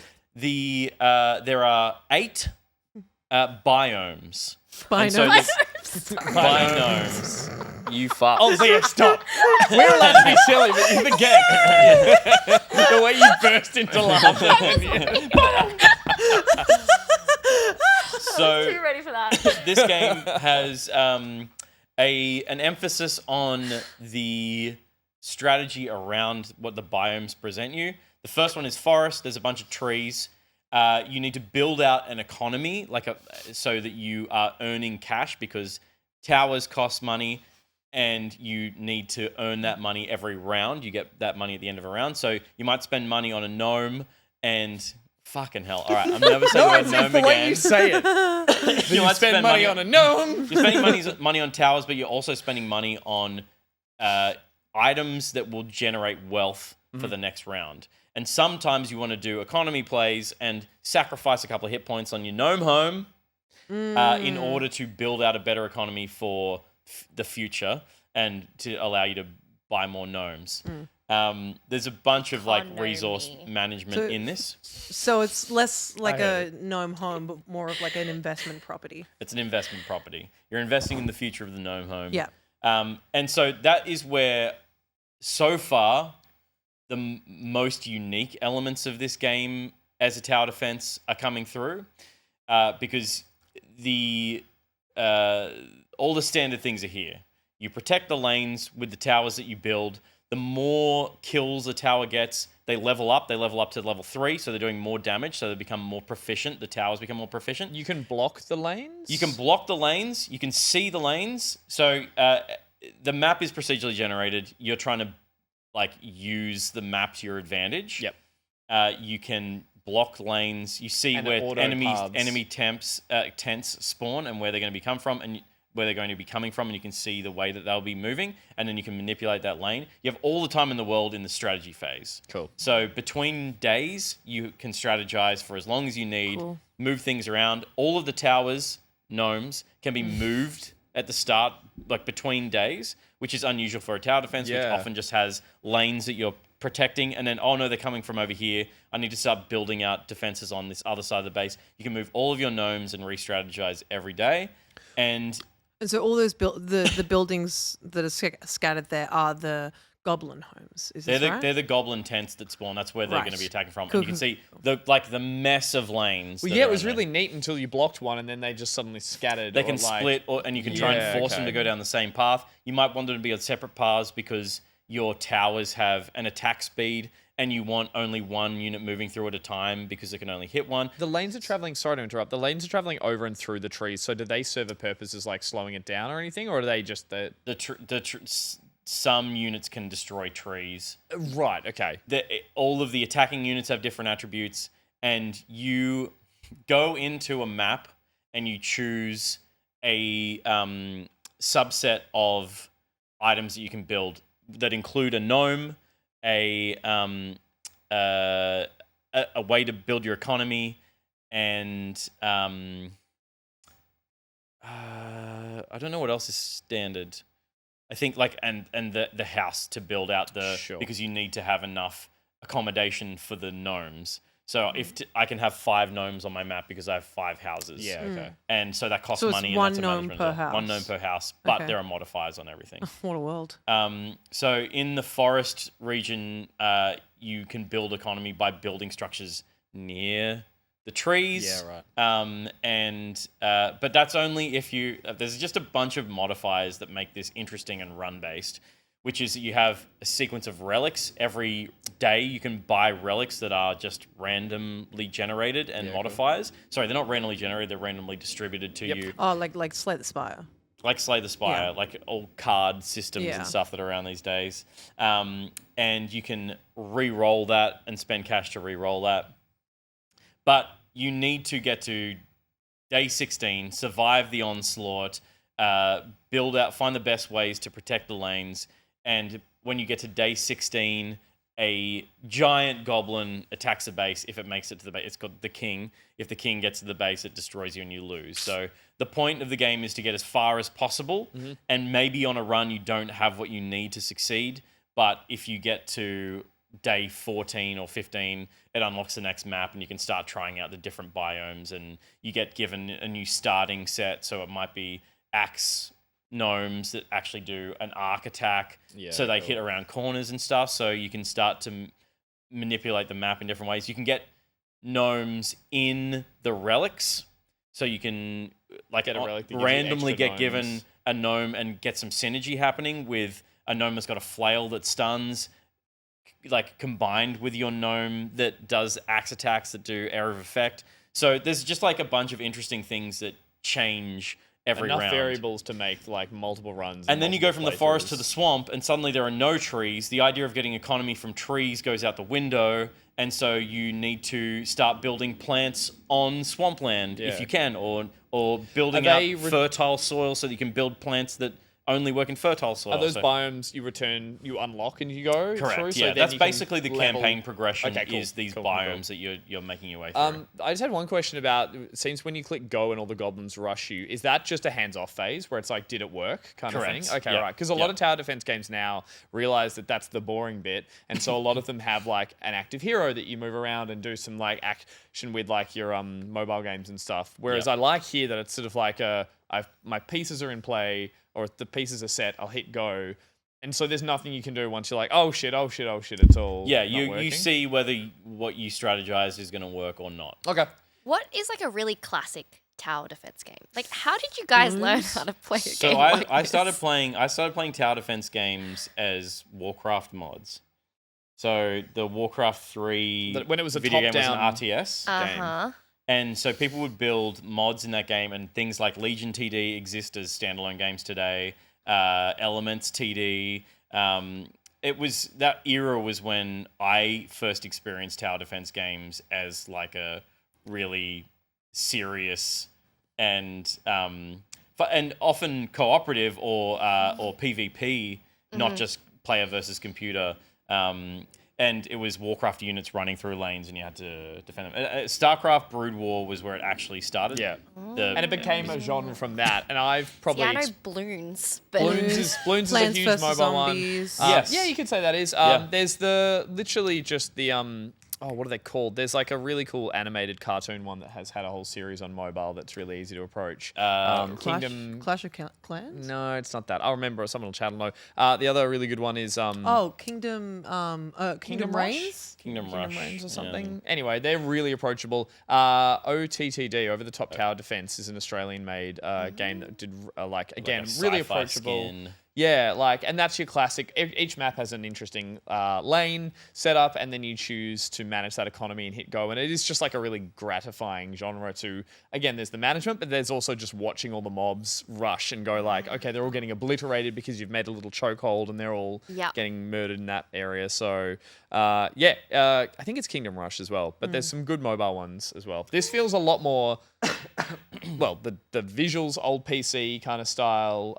Yeah, and for me, the really interesting thing that I'm like, I didn't finish the forest map, but I didn't well enough that I unlocked the swamp map, and then I managed to beat the swamp map, so got through level 16, and now I'm at the desert map. But the interesting thing to me is the biomes and how to build out the economy based on the biomes that you're in. Yeah. Because it is Oh, it's an Australian game. very different. I didn't realize that. Australia. No, Over the Top Tower Defense is Gnomes made by two people in Australia. Oh, sick. That's Miss awesome. Silver says. Oh, great. Thanks, Miss Yeah, Silver. cool. Yeah, didn't realize that. Yeah, Kingdom Rush It's is awesome. the mobile one. that's Dystopian like- is the Yeah. dev. And it's the Kingdom Rush games are all a paid one-time games, so they're like $14 each, but they're like really, really good Yeah. travel games because they're offline and they're really good too. Oh, I'm a mobile but very game different head. from Anyone that who's kind into tower defense should definitely check this out. It's pretty cheap, and it's Australian made, and it's on Steam. of game. Yeah, you mentioned when you came out, I should play it. That all Yeah. does tickles my fancies. Yeah, yeah. So you played Gnomes. Yep. and you played Hollow Gnome, and you played Atomfall, and I played South of Mid Gnome. Nice. Another clap. Don't know if that deserves one, but sure. No, it does. Everyone's Okay. clapping, so you have to. Thank you. And now it's time for the gnome.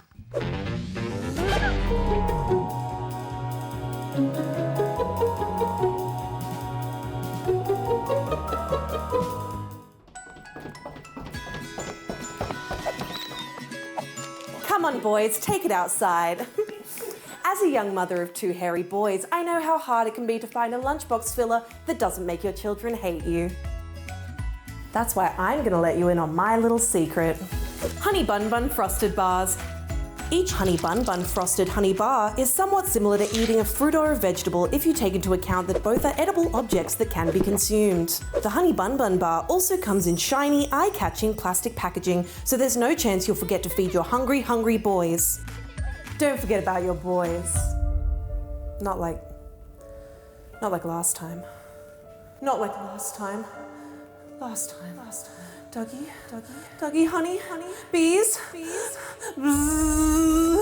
Dougie, where's my Dougie? Dougie? Mummy, Dougie, where are you? Mummy. Timmy, darling, what is it? Where's your brother? Where's Dougie? Darling, where's Dougie? What's going on? Damn it, Louise, look what you've done. You brought up Doug in front of him. What do you mean? Oh, don't pull this shit on me again, Louise. The hell is this? It's a honey bun bar for my sweet little baby honey boy. Is this some kind of sick joke, Louise? Don't you remember the day at the Hive?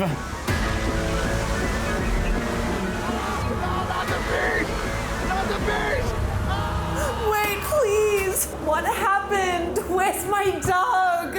Where's my hairy little honey boy? Honey Bun Frosted Bars, loved by sweet hairy honey boys and their guilt-ridden mothers. It's hard to fucking open. Honey Bun Frosted Bars are not real and they won't bring Dougie back. Dougie's with the bees now.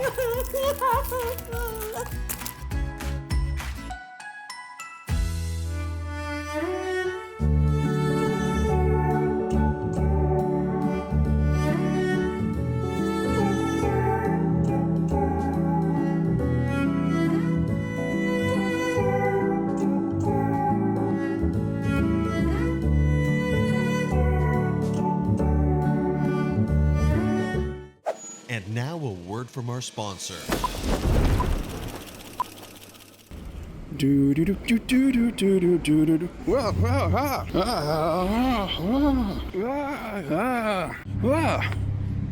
What? How? Why?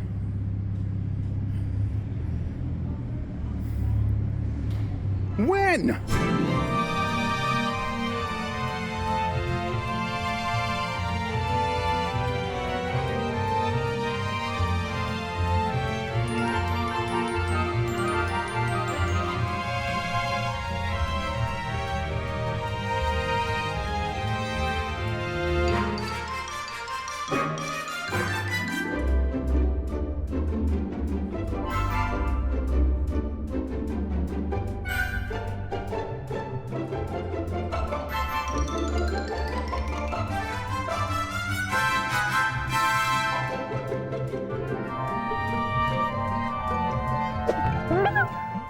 Welcome back to Back Pocket, everybody. We just had a commercial break there, and in that we saw an ad for Honey Bun Buns and My Old Kitchen, and we also got a word from BMAC. BMAC having a little trip there. Aw. A little Bunnings Had trip. BMAC had a fall, everyone. Had a Bunnings fall. BMAC's had a fall, everyone. I think they're okay. What age? What age? What Well, age? there's an age where you go from falling over to having a fall. Having a fall. Is Yeah. BMAC started having My a mum's fall? had You're at that falls. age, right? Really? What the fuck? What? I'm like the youngest person here, motherfucker. Hey, I'm the youngest person. There's no way you're the youngest person Surely here. I I look am. You the look youngest. like 40. Oh I just knew how much that would hurt. Old It had to be said. Old 40-year-old sea cow Ruby. I don't we even know what to say. Because that was just mean. Thank you. How fucking dare. Thank you to BMAC for your continual sponsorship and sending in words. Honey Bun Bun as well for getting the commercial in there. Before we move on, we thought we might just do, first of all, a big thank you to everyone who tuned in over the weekend on the Sunday and caught our 12-hour back I just want to say every day is gang up on Ruby Day at work. I just want to clarify that. Muso for hire. Everyone's so mean to me. I've never ever once been mean. And to it's Ruby. literally my birthday on Saturday. Thank you. You bullied Josh earlier. I would never bully Josh. Yeah, you were really mean to I would him. never bully Josh in my Oh, life. stop it, all of you. Grow up. Okay. It's fun to say. No, I'm 2 forever. Thank you to everyone who tuned in on the weekend for our 200th episode, our 12-hour Followpalooza. It was great to have people tune in throughout the day while we did our co-streams. A huge thank you to those who joined us, those who co-streamed with us, Lena Moon, Matt Walkerman, T10 Nat over in Japan, and also to Baju, who came into the studio. Thank you to those streamers, but also to the guests who came in. Leah, you're one of those guests who journeyed in on a Sunday evening of all inconvenient times, so thank you. But yeah, thank you to those who tuned in, new followers who might be watching tonight. This is the regular show we do. I don't know if anyone is. Shout out in the chat if you're new and you met us via Followpaloozing. It's not a verb. But part of that was we also had a pop-up store. We did some merch just specifically for the Followpalooza, and that is still available till tomorrow. This pop-up store will disappear and is the way we are now doing limited time merch. There's the Followpalooza movie poster, band poster shirt, which is 2-side printed, and then there's also Ruby's Spooky Back Pocket shirt. Oh, it's a band shirt. It's a band shirt. It's the cool band shirt, and then there's the I went to the festival shirt, which is, par for the course if you go to a music festival, which is kind of what our Followpalooza turned into. I don't know. We weren't really sure design-wise what it was. Where's the bandana? Where's the bandana? No one buys a bandana. You'd buy maybe a stubby holder with it on it. I usually What about do a that. slap band? I mean, hell, I'd buy... I got a slap band from the Minecraft movie. Oh my Did you? What the Check fuck? that Is it a creeper? No, it's green, so yeah. It could be a creeper. Yeah, and I Could got be creeper. Minecraft McDonald's. If we could print slap bands and other 90s toy paraphernalia, I would print the shit out of that and we would I used to hopefully... like those Scoobies. Is that the 90s? Scoobies? Yeah. Maybe it's I the think old they were thing. early 2000s. What are they? What's They're described like as? Scooby. They're They're like like little, Scoobies. They're like You know, Scoobies. So they're like They're very Scooby. Okay. Scooby-like. No, they're like little Scabies? rubber bands that you would like fold together to make like bracelets, and there we go. Oh, right. There we that's go. I it. recognize Yeah, that. okay. Didn't know That it was a called a Scooby. Scooby. Yeah. There you go. You I can was make... more a Yoho Diablo kind of guy. Oh, I was at... Oh, shit, Okay. shit. Breaks on. I was at a music... You know Yoho sound Diablo? real. Shut up. I was at a music festival the other week and they had a circus tent for kids and I took my niece and nephew there and they were like juggling and then there was a Yoho Diablo and I walked over to it. Wait, no, it was the sticks. What's... The sticks. Yoho Diablo was the sticks with the spinning in the spinning middle. thing in the middle. It wasn't that. It was the one... It was... Like Yo-Ho Diablo. Yeah. Look up Yoho Oh, Diablo. look it up. We're Josh, gonna watch the Josh, ad. Google Yoho Diablo. Find a gif of Yoho Yeah, Diablo. dude, I was a really grimpy bongo guy myself. That's how you sound. I got really into gumbo What are the gambles. sticks where you just go click, clack, click, and it was like you juggle a single not a- stick? that's definitely Anyway, not a I thing. picked it up and the guy, I just did it instantly and like Devil flipped sticks it people are around. calling them. Devil sticks. I just did devil sticks and was like, Oh, chums, do you remember a ball and stick? holy This is shit, the that's Yoho Yoho Diablo. You guys are too young to remember this Oh, I because had it was this. popular for about 3 I months. thought Ruby was 40. Jeez. No, I'm actually 2, canonically. Yeah, But this yeah, was no, popular this for is a very a short period of time. This is a difficult one. Someone was like, the yo-yo is not cool enough anymore. Let's Wow. reinvent Well, this is the yo-yo. thing. None of it is cool. Either with the devil sticks. I picked it up in front of my niece and nephew. It went click, click, click, and then did the spin around and kept going. And my brother-in-law was like, "How did you know how to do that?" I'm like, "I don't know." And it's the uncoolest thing I've ever done. And just it was a very uncool thing, and I walked away. Yeah, I never actually owned a Yoho Diablo. Didn't I just you? saw it. No, I couldn't afford that shit. Oh, poor Peter. Poor Peter. But not poor you.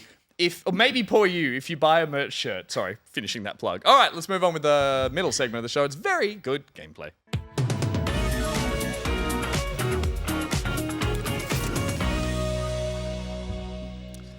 Very good gameplay. Brought to us by an appropriate Patreon member, BMAC. Who's had a fall. It's the sound of him having a Oh fall. gosh. Thank you for sponsoring the segment, BMAC. And when BMAC sponsors a segment, we read out a TLDR movie review from their website, tldrmoviereviews.com, which is where BMAC does TLDR movie reviews. Condensed movie reviews. So I'm going to give you the top line TLDR version of it, and you guys have to tell me what movie it is. Now, usually we are lazy with this segment. We apologize to BMAC because we just picked the film that came out that week. So it's not Minecraft movie, but it's usually easy to pick because you're like, what came out this week? That fits this. This is not one of those. So have a really solid think about it. Okay. This TLDR is... This is a film that is based entirely on the chemistry of two leading cast members. Thank goodness they have some.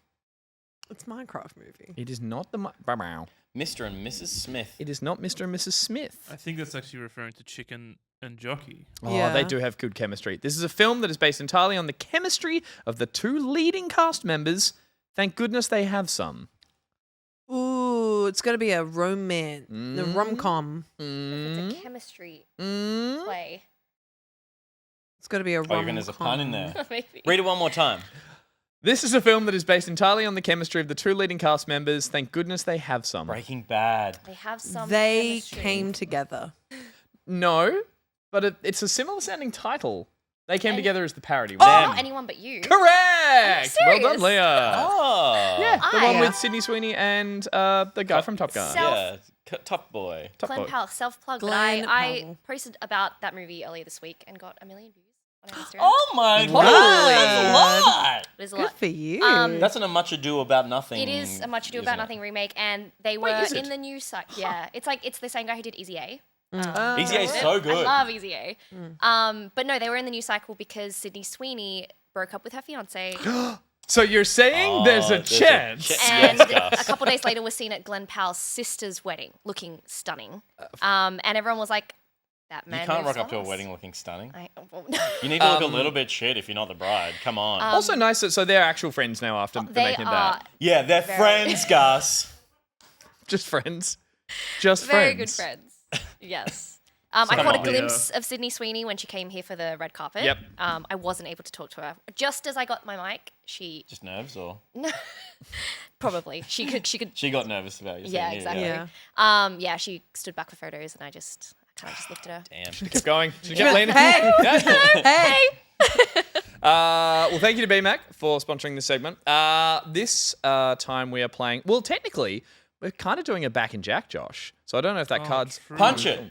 I don't know Well, if he's hang got on, it on call, but we're gonna play it. Can Leah move her mic closer to her mouth, please? Just like Too Sydney close. Sweeney with a mic. We're going to play a Jackbox game, but it's the last time we played this was with Mini-Me, and it was the first time trying a version of a Jackbox game called Survey Scramble, which is pretty much a remake of Family Feud, but done with the Jackbox coat of paint. But without the pretentiousness of a Jackbox game, with all the bells and whistles. It's kind of streamlined. Pretentious! I forgive him. Flint and Steel. Flint and Steel. After seeing the Minecraft movie, I forgive him. I'm Yeah. Steve. So we're going to He can do play whatever some... he wants to whoever he wants. We're going to play Survey Scramble. Josh is going to bring it up, and we're going to punch in the room codes on our phones, thanks to the website that we also will need Josh to tell us what it is. Jackbox.tv. Oh, yeah. It's a Jackbox I'm game. going to put it on the chat TV for you guys to Okay. join. And then I can't quite remember how the audience can or cannot be involved with this.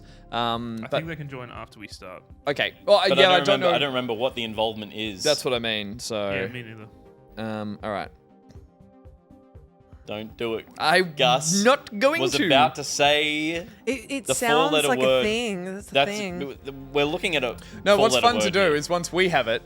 Well, actually, we only want to play with the four of us. We don't want to add new people, because then we'll just probably take too long. Yeah, Yeah. Thank you, Josh. the 5 of us.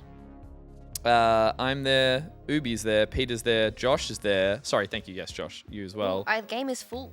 Yeah. Oh, okay. Oh, it's full play. Get out of there, Josh. Hang on. Get out of there, mate. Josh, get out of there. I can just change it. Josh quits game for us. No, don't uninstall. Bow bow. It's not letting me click it. It's four players full. Yeah, but I can make it 5. I don't know if you can. It's we do teams of 2. Are we? We can. We'll see. Let's find out. Let's find out. You sang that already today, didn't you? I sing Aaron Carter every day. Fair enough. That's part of your healthy regime. That's my way of What remembering does he him. do? What song does he do? out. Any other- crush on you. No charades. My heart's been this way. Oh God. I'm not That's coping another with word. that. Okay. Josh, Peter, Gus, Ubi, and Leah. Why are you saying Ubi? Ubi? There's an Because R I can't see it. Ubi. All I see is Ubi. Josh, we might pick the game Gooby. mode before. Oh no, there's 5, so you can bring this across now, can't you? Yeah. Has the game started, or are we just getting questions for funsies? I don't know what it's doing. We're getting questions. I'm just answering. But let us do forget to high-low, I think, is the one we start with. Which one? To the right, high-low. So, the rules will be explained. Let's crank the audio down here just a little bit, Josh, if you can. And Hello. also, let's Hello. have fun. Massive lists to choose from. Vote for a topic. Vote now. Garishel finds found on the roof faster than you. I'm going faster than you. That's my vote. Me too. Yeah. Things on the That's what I roof voted. sounds limiting. There's got to be. But the one- audience is voting for garage sale find. Oh no, that's changing. It's decided. Okay. I think we can have chat up for this game, right? They can't spoil anything. Potentially, but it's... That's all good. In high-low, you'll be guessing the best and worst of the list. Okay. To start us off, try and guess one of our top-ranked answers. From memory, if we... Type your guess on your controller and hit submit. If we both do one... I did it faster though. I did it faster than you. I did it fastest. I did the faster than you. Word guesses. Oh. So you'd be higher on the list then. Okay. I've got all your answers. First we have... Jet. That's fucking sick Oh, answer. oh. Airplane. Airplane. Sonic. Boom, boom, boom, boom, boom. Wow. Me when I'm right. Wow. Blue blood, baby. Come on, number 1, baby. What? Why wouldn't that be number 1? List. Surely, is a cheetah faster than an airplane? No. It's the most. It's family feud, Ruby. No. Popular. It's answers. popular, it's not You fact. think one word you put. Okay. It doesn't have to be a person, That's but crazy. sure. Now, try and guess another top-ranked Okay, answer. so Peter's got one, but we need to One-word get... guesses only, please. Yes, Okay. the most Type popular your guess answer. and hit submit. Interesting. You say... Wild If you pick. want to smush 2 words together like ice cream, fine. But it should be something you think faster That's what than we I- did with Usain people Bolt. will do as well. I'm faster than ice cream. Oh my god. Uh-oh. No pressure. I was very confident. Pick another in my athlete. first effort. All answers are in. Kathy Freeman. Play out. Kathy Freeman. Horse. Horse. Correct. Oh. Hell yeah. The peregrine falcon is the fastest flying creature. Oh, Oh, Ruby. nice. Good answer. Yeah, Josh. Ah. Let's split them points, baby. Boom. I don't want to share. People kind of dumb. Peregrine Falcon, you moron. What, I'm sorry, who's fucking winning, bitch? This got aggressive. This is the You interesting one where we moron. have to pick. Now you're looking for Oh. one Super of the lowest unpopular. ranked answers. Ruby. But it still has to be faster than you. List at all. No, it has to be like the lowest possible thought of it being faster than you. Source the Falcon. Who's an SB in this chat? Source the Falcon, strong and free. Is that wait? Is that your high school song? Not mine. But you know someone else's high school song? It was our. I went to North Sydney Girls. And it was so the- that's the North Sydney got Boys it. School. Okay. All answers received. How did everyone do? Damn. Looking good. Stone. Stone. Why is that How so? How the is fuck that is it so so high? They're a fast stone. What? Whoa. Oh my lord. It's because it's a popular answer. Yeah. For faster than you. Promising. What the fuck? I almost went snail and I I. didn't say snail because I thought everybody would say that. And How is 20% of slug the more audience popular as than well. snail? How is tortoise? Yeah, look at this. Let's go. Oh, we got split though. We got split. Oh, come on, Josh. That's crazy. Give me another. Okay, okay. this is is my cooked. kind of game. Yeah. Oh, I can lose easily. Lose.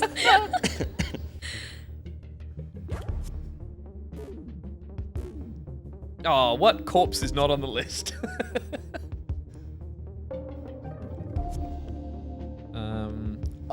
the thinking bit happens.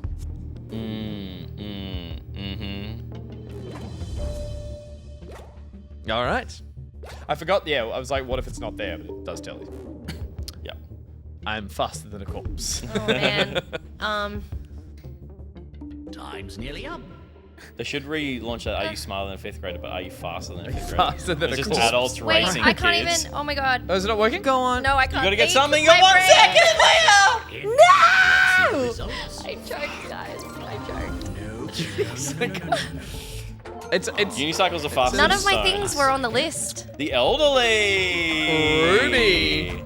Smart answer. Nice. Oh, people fucking slow as shit. Out of here. Why is paint that fast? Paint dries real fast, mate. So oh no! How is grandma and elderly's the same answer? I mean, That's the second time that's happened. that's I put- one fast grandma. I put mold She's and it probably wasn't in a in there. Jeep. Oh, really? You're winning now. Let's There, you go. have 2 choices on your controller. What? Which do you think is ranked higher on On this list. Oh yeah, I forgot the list. Now, I just thought. Yeah, just in general. What do you prefer, a bullet or a dog? Oh, more How- just popular, one not bullet? higher. And how More did it popular. play? I would take Which like, is high- I would which is exchange higher? like 10 bullets for a dog. So bullet's got to be high, right? yeah. Oh my god, people You are dumb. idiots. Christ Including yourself? Almighty. No, the people that answered Oh died. right, okay, let's see okay. the full top 10. We did well. We got Yeah. Lion. lion. Final scores. People are thinking of being chased and eaten. So Yeah. Oh, a dog is faster than me. Nice. well done, Ruby. Thank you. Smashed it. Good I love to stuff. win. So that's Going back to the lobby. thank you. That's high-low. Josh, double check speed. How You can stay much? here in the Yeah. lobby safe from the Let's give that one a whirl. outside world. From memory, most of these are good. There's just a paddle pong game that's a bit boring, but there is the squares one we'll play next in teams, which is good fun. Make your choice. All right. What? I don't know what speed is. So our job in this one is once it's done, we have to put as many in there as we can get. I see. Okay. Yeah. Bad dates. Bad days. Single word. Tower defense game. Oh, excuse me. If you write no, That would be an amazing I'm game. right. Alright, we're ready. Okay. How much of the list can you reveal? The clock will be ticking, but every correct Here we go. answer adds more time. Begin. Are we playing together? Nope. Okay.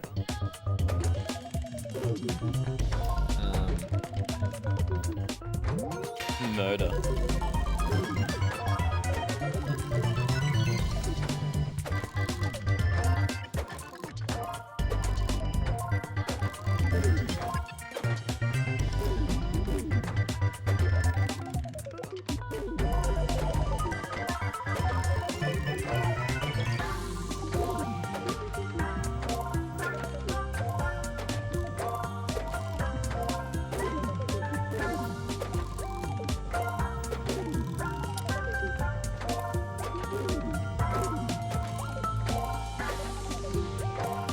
This is so entertaining for the audience. Well, they're seeing what we're writing. Oh, shivers. No way. Nice. Went to double. Oh shit. Break is ending. Win. Get your head in the game. Farting? Farting? Oh shit, okay,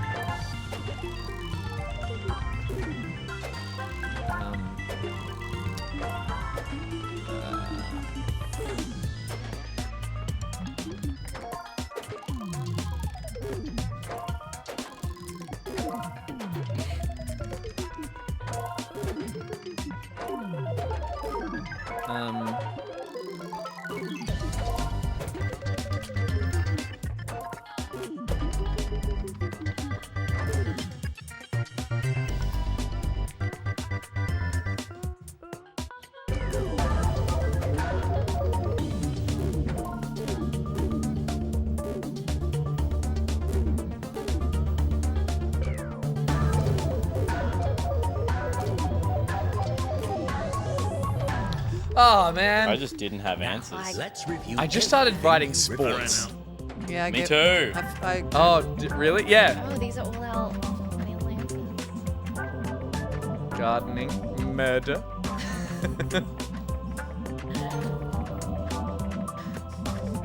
Funeral. Oh wait, we've really filled out.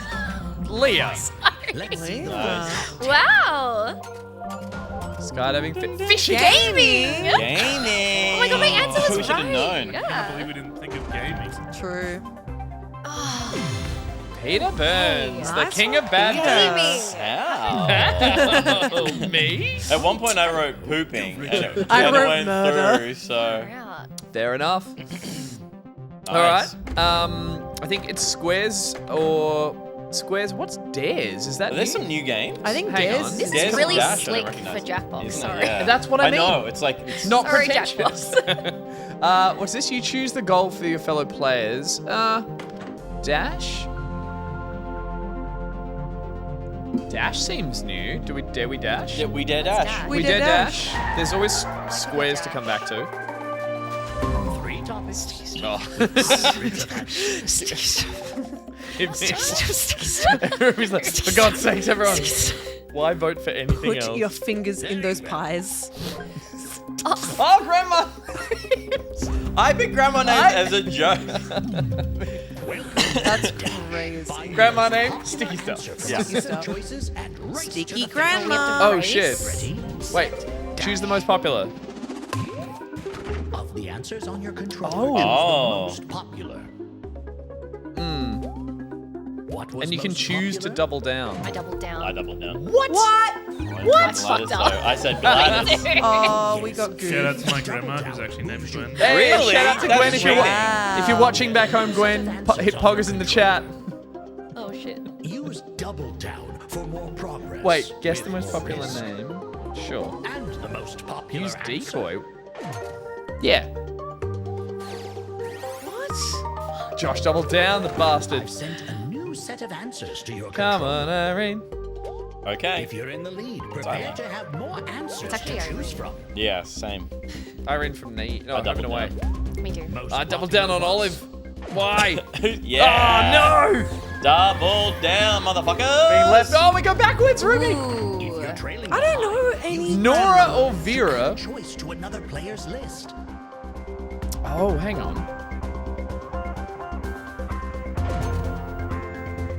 We need a better. Sticky stuff would have been so fun. Sticky stuff would have been perfect. Oh yeah, but think about sticky grandmas.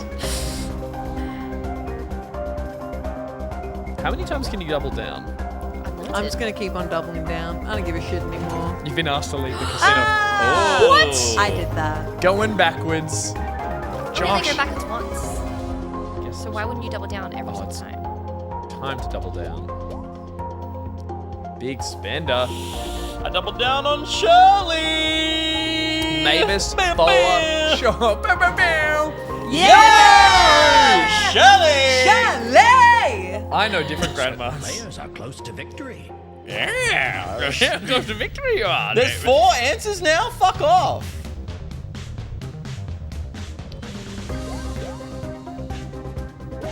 Mildred.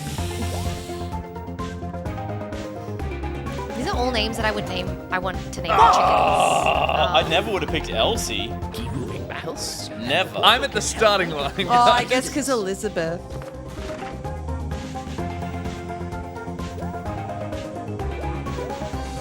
Oh, I want to change my I don't know answer. if I'm getting too. Has anyone worked out the decoy system, or am I really dumb? Decoys are for Peter because he's so far ahead. Yeah, right. Oh. So, Oh, where, so I've got where four I'm answers. seeing 2, you're seeing 4. Tell Yeah. me which ones you're seeing.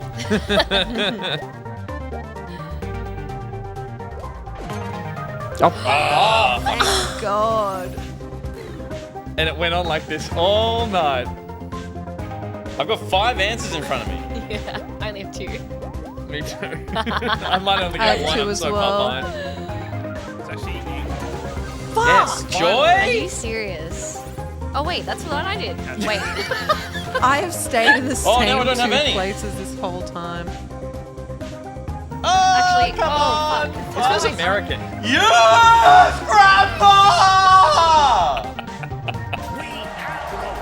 Winner of the grandmas. Grandma. I love grandmas! Oh, sticky stuff for grandma. The audience came third. Jesus. Good for them. Welcome back to the I really like that. Let's try square. Was squares in Squares You is a wish it was classic. sticky stuff. Let's do a classic squares and then we'll pick our favorite after that for another round. This is a dangerous game. I could play this all fucking night. Yeah. I really like this. And again, a really smart move from Bounce is terrible. Dares but is we'll new. Vote on a game. Dares seems like a... I'm just quickly opening some Pokemon cards. Peter, no time. We're going to Okay. be in a team. topic shall we learn too much about? I got disconnected. Hang on. Objects that take skill. Find Competitive intriguing. just rhymes with day. Weird Weird beliefs. I think Earth is flat. these are tough. Yeah, I like weird beliefs. Now I don't know how the teams work. My whether or not boss we is get a lizard. our I don't employees. know how this game Okay, works. Yeah, that one's a fact. That's not a belief. Yeah, let's go. I sometimes eat popcorn like a lizard. When you go to the movies everyone and you got a does that. drink, Yeah, you yeah. go. Why you're Uh, so quirky. But Couches. switch if you must. Oh, hang on. Fuck oh, no. you, Leah. All right. What What is team Nice. are happening? you? next What to color are me. you? The one that you're not in. Yeah, please. Oh wait, we're doing this. Right. Sorry. What's happening? Yes. Yes. That's fucked. Okay, I'll come across. Go. All right. Is that started? Okay, so it's me and Leah versus you three. Yeah. Yeah. Okay. 3 claimed squares in a row wins the round. Tic-tac-toe. Right. So we. What's the weirdest thing usually you kind of discuss believe this. in? Don't you just chuck it in? Yeah. Essentially. Ruby's not on the list. I'm real. I only can't. Oh, To so we can talk to some. each other. So your phone should have my suggestion down the bottom. Oh. Huh? So these guys picked Nice. aliens, and they get a square Nice. because they're Mine most was good. popular. So it can't be stolen. Oh. So we're working as a team to try and pick. Okay, we're going next. I put a suggestion down the bottom. Uh-huh. You could put a suggestion in 2, I think.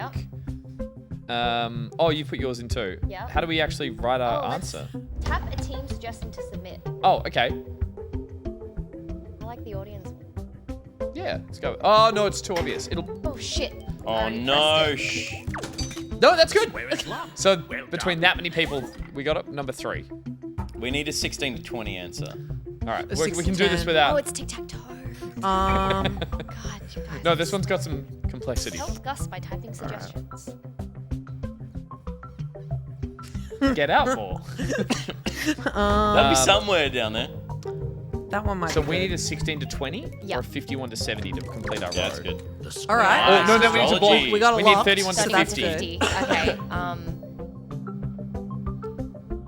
How about That's right. It locks when it's the, how about this? For sure. but it locks When when, it's it's Too the top obvious, one too of high. that. It'll be that in the high. 6 to 10s. Yeah. Well, I reckon we need to be more obscure. Obscure. So I would go mine. Okay. Would you go yours? Would you go yours? Because it's fucking perfect. Oh, If we it's can not get perfect. higher We need to than get that. a 31. That We can get a was 31. So Josh is choosing this Yeah. time. That was impressive. Remember, it's not locked. You're square. Okay. Josh did Tooth Fairy. It was too low to steal. Okay. So if Josh can get, what, 31 to 34, he can steal our square. Not high enough to steal. So that happened, mate. He doesn't believe it. Okay, we should come up with our next one. 16 to 21. Maybe go with yours. The top one. Oh, hang on. Too late. All right. That doesn't help them towards a line. So we could go... Let's go with your one. Okay, it could be a 50 and it could be 60. I reckon your one. That's Okay. good. Do you tap it? Do I tap it? Do I tap it? Or is it me? I tapped it. Oh, it's scary! This is good. This is good. Locking up the board, okay. Leah. Buddhism. All right, we need to come up with a... Buddhism. I went with audience's suggestion. Oh. The top right Oh, we locked it. Okay, this. Shit. Okay. We can win in 3 places now. We could get a 31, a 16, or a 71 to 265. Not even a 31. We can get 31, 32, or 32, 33. yep. Oh, I didn't... Oh, already claimed? God? Wait, what? I think it was already. It would have Oh, it would fallen have been into the there. 3 to 5. Yeah, it would have fallen into there, but it can't take over that spot. What'd you put? Bigfoot. Okay. Is my... You can almost hear the neurons firing. Am I picking or are you picking? What about this?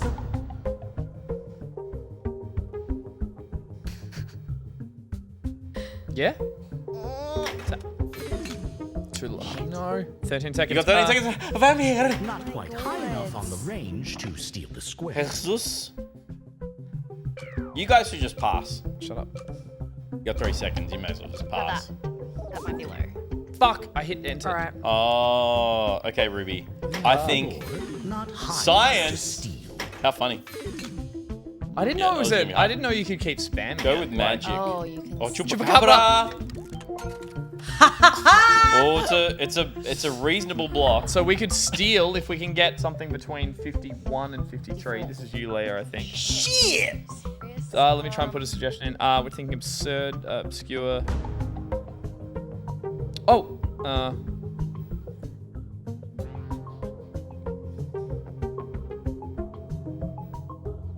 all I can think of is shares. Could you believe in love? I mean, oh, you just tried that. Sorry, tried that. Can you pick that one so we win with it, please? Oh my god, my head. Chuck in anything. Go, go, go. Okay. I don't know how to spell this. Okay. How about that? Not Suggestion. quite high enough on the range to steal the square. Can you just Where tap can tap the one I did at the top? Oh, shit. Oh, the audience has done that one. Tap it. I go? Audience. Yep. Okay. Oh. Oh wait, magic is there. Damn it! Oh, but you've locked that, so we can't win that way. I've really drawn a blank. I'm trying to think of obscure stuff. now. Josh, you're picking. Josh, yeah. Spam some shit. Gnomes, baby! No! Let's I go! can't believe that's how that ended. How did we not think of gnomes? That's the gnome home right there. Well done. Oh, gnome run. Gnomes for the win. Oh, I was so No, drawing bro. blanks for like obscure things to believe in at the end. I'd like once we did Bigfoot and Chupacabra, I'm like, got nothing. Yep. want to try dare? Dare You we? want to have a look at theirs? Let's have a look at dares. Shall we dare? Do we dare? Do we dare? Do we? We do. All right, let's have a look at the rules. Which We topic do. will you be working Ooh. with? I like evil. Cast your vote. That's just me. Good theme for dance. Oh, like a school dance. Oh, so that's what we're doing while we're waiting. We're helping contribute to this list? Yeah. All the list stuff? Yeah. Because a good theme for dance came up for me earlier. That's why I kept writing And I like said calm flash. and piss. I said underwater. Oh, ruined. Yeah. I was like, flash dance. Wait, isn't this gonna be Oh, who's a really evil movie villain? Okay. like them. There are 112 know. answers. I know the answer. You set the goal for other players. Let's start with a random answer on the list. Are we going like higher or lower? The current Jaws. player is now choosing a dare for the next Leah is choosing player a in dare line. for Oh, okay. What? The dare is to find something less popular than the current answer.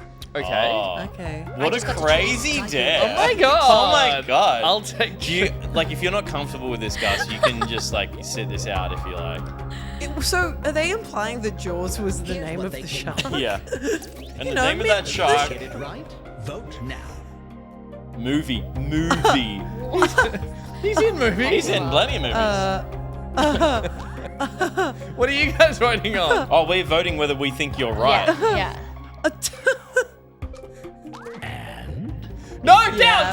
down, Hitler, down! not Hitler down. even by that much. I know, Not that's crazy. even by but that Jaws much. was a very scary shark. All right, go Hitler on. also didn't work in the water. Go on, brother. Oh wait, mate. In one word, Ruby's guess should be Oh, higher or lower than Hitler? yeah. Higher. Lower. Highly. Stop running. Ada. Yes? Type your guess and I already said a thing about the Germans earlier. It's fine. Got to balance it out. The Germans are fine, but only since the 40s. Ruby's looking for something And here's their less answer. popular than Hitler. is a Does this meet sentence. the challenge? Oh, Cast great your vote. Syndrome. Oh, that's Good. the character from the Incredibles. Yeah. Interesting. Oh, do we think it's going to be? I think. I wrote Babadook first, and it didn't see what accept it. Fuck! Oh my god. Only because you wrote that, I was like, oh, there's definitely going to be like ruby-coated brains playing this game. Yeah, Check yours. right. Oh, true. Which is why I was Say like, if I'm not special, no one is. Is that Hitler said that? less Guess popular. Less popular? Type your guess and hit submit. I just had a fucking horrible thought. Should I say it? No. No. Okay. We're dancing too close with that this evening. Let's just. I just can't believe Babadook wasn't there. Even like horrendously low. Yeah. Is it a villain though? I mean, is depression the villain of the movie? Yeah, I thought like at the end it was kind of like just a folksy thing that was bad. Yeah, spooky. And bisexual. Babadook is bisexual. Mm-hmm. Okay. Canonically. So nothing about the film represents this. Peter, I didn't write anything. Oh. I didn't write anything. You didn't write anything. No. Should've written your- I wrote some things that weren't So answers. then Josh just has to do it. Ah. The dare just gets passed on. Sorry, Josh. Costa wants to hear what your suggestion would be in the post show, Peter. Here's their guess. Yes, I can do This it. guess succeed. Jafar. Less popular. I think this is gonna be like Disney brained people because Disney's Syndrome up. is See how Syndrome Disney's is so- way Oh, too this is high. way up. Yeah. I sit down. Yeah. Bow. Bow. All right, Josh for Leah. Up or down? Top 10. But down. Oh, shit. But that's you've got like go the Yeah. well, Hitler's already. It was way lower. I really gotta get Just my head. literally think who is the most well-known Disney Here's villain. what they came up with. Right? Ooh, I didn't go Disney. Thanos. Ooh, Not I think bad. you might. I think you got it. I think you might get that. Did they do it? Yeah. Dun, dun, dun, dun. I love how the camera starts. Oh, Hey, that's cool. For the last round, you Well, did he do all nothing have wrong? the same I goal. don't know. Leah, look at your points. Guess something. Yeah, I less correctly guessed. popular Okay, we're gonna go everyone. less than Thanos. You can also predict the exact rank of your answer for extra points.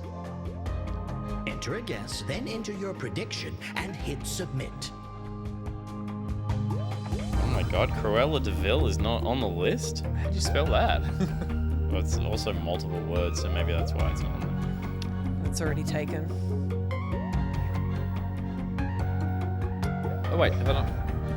Wait. there. What? Why are Your these guess. not on the list? Predict the rank of your. Oh, predict the rank of your guess. Yeah. Oh shit. Okay. No. Oh, I should have done. Come on, Peter. Out of time. I've got all your answers. How did everyone Xenomorph isn't on the fucking list. I don't know, the amount of things I fucking That's a type good on here. one. Oh, I predicted 10. Ooh, I I predicted predicted 10 8 for for mine as mine. well. prediction So, was not mine's far off. Thank you. I'll take the bonus points. Oh, maybe Cruella. because you took Cruella. Damn. Not bad. Guess. A fine guess. In the neighborhood. Daredevil will be number 1, man. Oh! Oh! What'd you put? Did you say? Keep oh, it no. 9. Veda's technically I Disney, think right? number one. Now. Oh, love a bit of Ursula. Fantastic. You got your points though. In Oh. close vicinity. No. You know what? I think number one's gonna be Joker. And now let's see the entire top 10. That's not bad. Jigsaw, Pennywise, Sauron, Hannibal. Knew it! No point. Oh! No points. See Why? our final Yeah, scores. Is it Joker popular? What the fuck is Joker? Pennywise. That's pretty high. Hey! Nice! Well done, Leah. I like that. You know evil I movie like I villains. do know evil movie You villains. did well. Movie villains. Yeah. Nice. One more high-low? One Or we more done? high-low, because that's the go-to. Yeah. Thank you, Josh. Speed through though.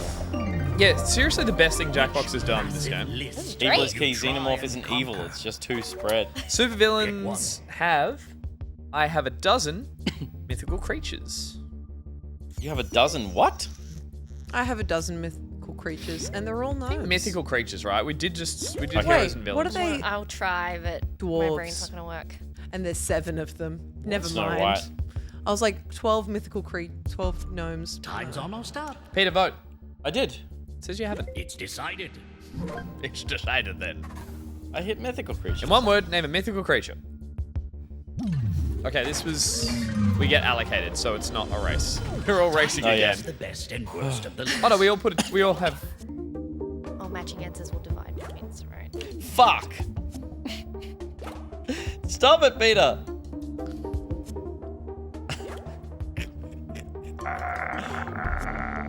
I wrote Bogfoot twice before I wrote Bigfoot. Oh, I did Hitler again. Bogfoot.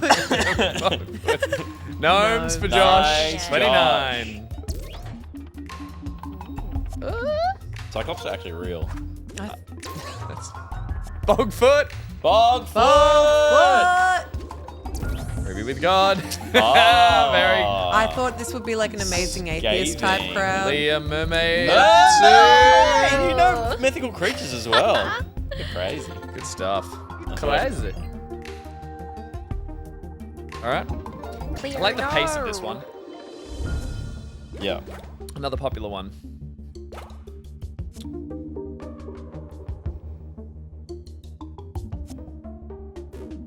Ruby, stop it. It's just interesting to see on camera. All answers received. Let's see what happens. Arguable. Oh, Wow. A lot of fairies, but that's high. Centaur. Well guessed. Yeah, nice. Elf on the shelf. Elf on the Go, shelf. go, go. Oh, nice. Good little cluster. Well done, guys. Obscure mythical creatures, anyone? Yeah. Oh yeah, this is where it goes to the bottom, right? Fuck. How many far downs? 333. Okay.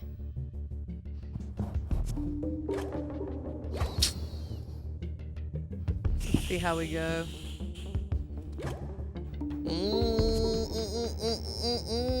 Bogfoot. This is where Bogfoot comes into play. The lesser known cousin. Look, of it's a Bigfoot. Bogfoot. I'm not gonna do anything. He stood in shit. Worm. Oh, that's quite high. That's Holy quite high. hell.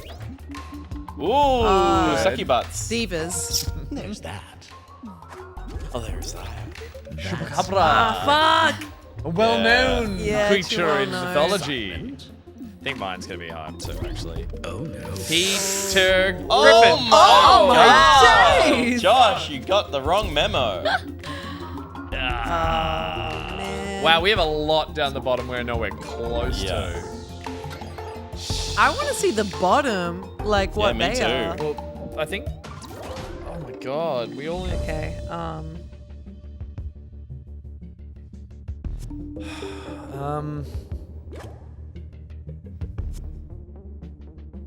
can think of it in my head, but I don't know the name. Yeah, same. I'm gonna ask people what this is afterwards, but very specific creature in my head. No. Don't know how to spell half this shit.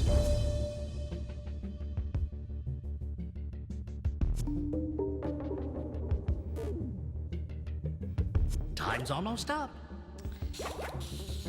Mine's gonna be high. I don't know. Yeah, mine might be kind of high. It's like you know it because it's in a movie, and it's like therefore it's I was trying to think of like Dungeons and Dragons. nice. Still in that like.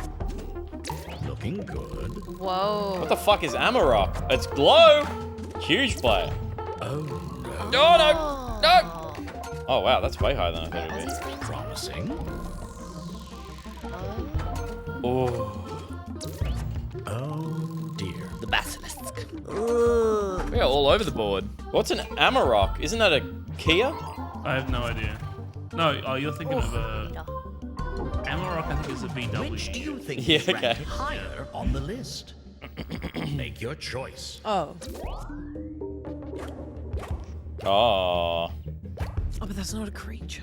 Yeah, that's why I went Wizard. I think people would say Wizard less Oh, of because... course, Wizard's higher. No, I was saying it's less high. Yeah, I think Phoenix is It's not a higher. creature. Damn, Phoenix. Oh, were we meant to pick the higher one? Yeah. Oh, I'm a fucking idiot. Why don't I picked correctly, but wrong. Pegasus vampire. And now for our Unicorn. final Okay. scores. Show us the Come bottom on. one. We did it. Okay, I Josh, did the worst. Yeah, I I don't did. think so. Evil villains, mythical creatures. Yep. I would like that to be what I'm known for. Thank you. It is now. We did well. That was a little bit of Back in Jack. Wait. I have a question. What is that mythical creature that's like a horse that lives in the water? And it like... Seahorse. No. No, it's an actual horse. Those things are real. Kelpie. Yeah, Kelpie. Is maybe that... That's a a dog. And that was Back in Jack, everybody.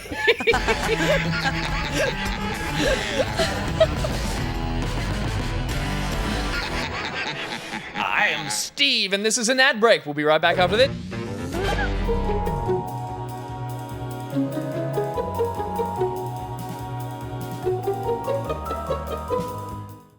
Is your thumb chafed? Calloused? Does it hurt when you headshot the wizard from the moon? You've probably got Destiny Thumb, a condition that affects 1 out of every 1 Destiny players. Lucky there's a Vexia. Just apply a Vexia thrice daily to the affected area. Side effects of Vexia may include heart murmurs, heart whispers, heart shrieking, jam tongue, deep vein thrombosis, shallow vein thrombosis, elephantitis, giraffe neck, Truman Show syndrome, me, myself and Irene-itis, the quakes, the shakes, the shake and bake, the bacon snake, the snake and rake, foodborne illnesses including breech banana and chicken Caesarean salad, bulging vein, bungee mane, imposter syndrome, composter syndrome, Mad Max Beyond Thunderdome, beaver fever, rat bite fever and Saturday night fever, facial blindness, severe facial remembrance, alien hand syndrome, mermaid foot, and in some rare cases, Destiny Thumb. Do not take Avexia if you are also taking medication for Fortnite fungus or Dota Dick.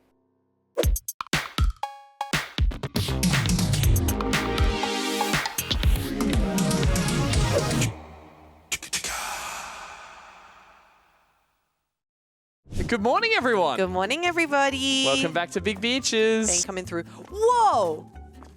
Just so distracted. Oh, that's sick. Ruby, stop getting distracted, please. I want to look like that. You've left a register unattended. I look basic, and a big bitches. None of our bitches is basic. Right, I'm closing. There's lots of hats. There's 100 hats. Oh my god. Yeah. So many hats, it's crazy.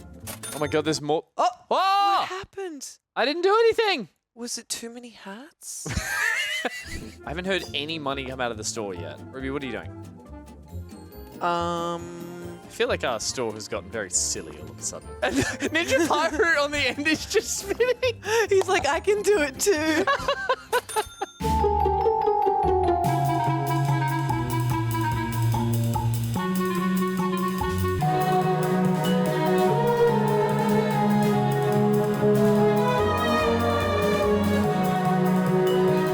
And now a word from our sponsor.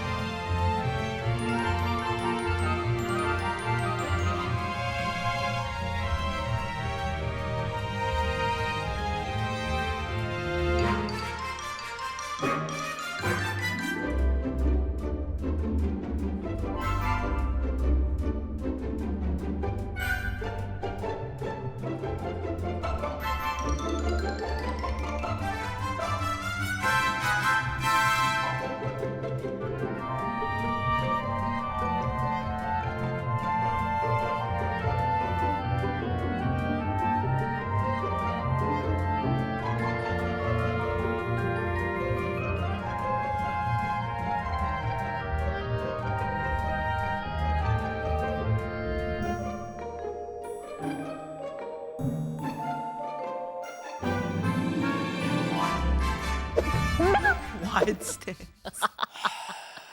I didn't want to move. Maybe you should have. She seems so calm. Come on, Scardy. Come down. Down. No, Ruby, you stay like you Come down. chose- Ruby down. Now Ruby down. Ruby down. Good girl. Yeah, you're a good girl. You're a good girl. It's okay. You're a good girl. Thank you so much for sitting through that outbreak because you saw Avexia and you saw our socials and you saw a new word from Joshy and it was lantern. Thank you. Please send in some more words from sponsors. If you got an idea for a word, just send it in. We'll play it. We love them. And before we get into the final segment of the night, we want to thank our business pocket partner, Buri Buri. Buri Speaking of Buri things we love. is an Australian IP lawyer with a passion for working with indie developers. Her work involves assisting game developers and creatives with protecting their IP, securing screen agency funding, and negotiating with publishers. And you can find her at bfrancis at tglaw.com.au. If you're a working game dev that finds the legal side of the industry to be a bit of a blur and you want to make sure you're getting the most out of your deals with the big dogs, Buri Buri will fight for you. And if you don't use Buri Buri, we will fight you. Buri Buri is going to have some work cut out for at Alt Games Powerhouse of the weekend. A lot of indie games out there. If you're an indie game in the chat, developer, not just an indie game yourself. She was actually in the chat at the very start of the stream Oh, yes? and said, hello and goodbye. Maybe we could walk around representing Buri I should Buri. wear a Buri Buri t-shirt out there on Sunday. Either a t-shirt or we hand out cards. But like in the way that we'd be soliciting work, not as dodgy lawyers. for who are like- solicitors. yeah. Not She in the way also that... gifted 5 subs when we started the stream. Oh, really? did. Wonderful. Yeah. And What a 25 queen. over the weekend as Oh my well. goodness. Very generous. Also, your continual business pocket partner patronship. But I reckon we walk... Patronage? Yeah, close enough. But we walk around and we go like, hey, your game looks pretty good. You need a lawyer? I like It sounds that. like we're flipping Yeah, the it's like, desk why? as well. I wonder Why if- would I need a lawyer? That's right. That's like, yeah. I wonder if she just has like an interest in games, but she helps with like other IP and publishing stuff as well. Like if you're, writing a script or... I might ask her. She's an IP expert, IP law expert, not just games. I might just ask. Australian That's one IP lawyer. IP, call Buri Buri. Yep. 1-3 Buri. Buri. Just see who that calls. See your Just give it a Yeah. dial. 1-300. Just give it a dial. Bubba. For everyone who's 23 and younger, you can dial. So numbers used to have letters associated Still with them. do. Oh. Yeah. So 1, 3, number 1 was B, A, B, C. U, 2 was R, D, E, F. I, just What one was the Buri? Pizza Two. Hut number? Just one. 1 3 1 1 6. No, what? 1 3 Get the 1 fuck out of here, 9841 Victorian freak. 111. Pizza Hut 9481111. Pizza What? Hut delivery. Are you just 1 learning 3 this? 1 1 6. Pizza Hut delivery. No, I'm what? shit you not. Yeah, no, All of course, right, because all we're right. in Let's play Victoria. this game. 9. No, you say the 4811. number and you got to say what it is. Yep. 1 3 double No, 6 6 6. That's a reading writing hotline. Yeah. I think 13, isn't that used 13, for 32. 32. For everything mechanical, we've got it. That's That's 13, 30, 32. Yep. Lubermill. Do Yeah. mobile, That's right. do the lot. You calling Buri Buri? Yep. The number you have dialed is not an IP lawyer. Thank you. Let's There you go. call 0499980228. Can you dial that for me? What was that one? 0499. No, that's someone's mobile. What the fuck? Call TJ Move on. right now. Let's move on with Pocketwatch on other screens and on other Pocket with subsidiary.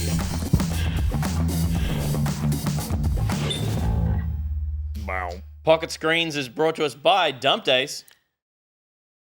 You did the mouth thing and everything. And Dump Days is a fine artist of iBuy. And so we're going to look, or maybe there's not an ibis in this one because sometimes there isn't, but we're going to look at a fine comic of Dump Days' work.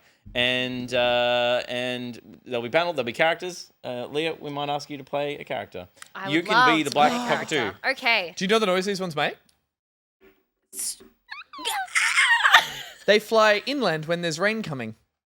I'm sorry. What a Let's fun get on with fact, the let's get on Gus. with the comic first. They fly in, they They're fly, one they of my fly favourite in birds. sky.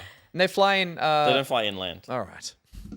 That was a Ruby joke. That is. Boo, says Lord Phoenix. Okay, I'll do the narration, which looks like. No, you do, because there might not be a Oh. character. Give us your voices. best nature documentary Yeah, voice. be an Attenborough. David Attenborough. Okay. Yeah. Yep. The black cockatoo is a majestic creature. You're old. Remember, he's old. He's very old. Australian folklore says, where they fly, they bring the rain. Holy shit! But what happens if a black cockatoo doesn't keep flying? I want it. It's been 6 months. Please leave. That's great. That's Actually good. very good. And it ties into my parrot fact. It absolutely does. There you go. Should I bring that segment back? Specifically, it said Australian folklore. Yeah, which means I fake don't know about bullshit. fact. Fact. Gus has a lot of fake bullshit about taping up children and, Let's- and birds flying in any which way. So, what did you watch on other screens? Let's talk about On Other Screens. On Other Screens right. is a segment where we talk about things that we've been watching on other screens. It might be a film, it might be TV, it might be YouTube. But tonight, it's TV and it's TV and film. It's TV and film. checklist. It's TV It's and TV film. We're going to start with Leah. Leah, you had the as part of your career the opportunity to go and see something before it's even out. Yes, I have to say that this is by far the best part of my job is getting screeners for shows that I am dying to watch. It happened with Severance. I watched the finale like a month before it happened, and I had to. Whoa. Yeah, I know. It was actually really kind of terrible because I had to keep that all in. The White Lotus, funnily enough, didn't give screeners to the finale. I think they desperately didn't want anything to get out. And the screener that I was able to watch for a show coming with the first episode dropping on Monday in a couple of days is The Last of Us Season 2. So I had to sign a bunch of things and make sure that I didn't give it away. But early reviews are out now, and I think they've said that the season's like 96%. Like people who have watched the whole show very much like it. I've only seen the first episode, and I really enjoyed it, which is not really surprising. I think you can tell that from You the signed that reviews. piece of paper. You can't say that.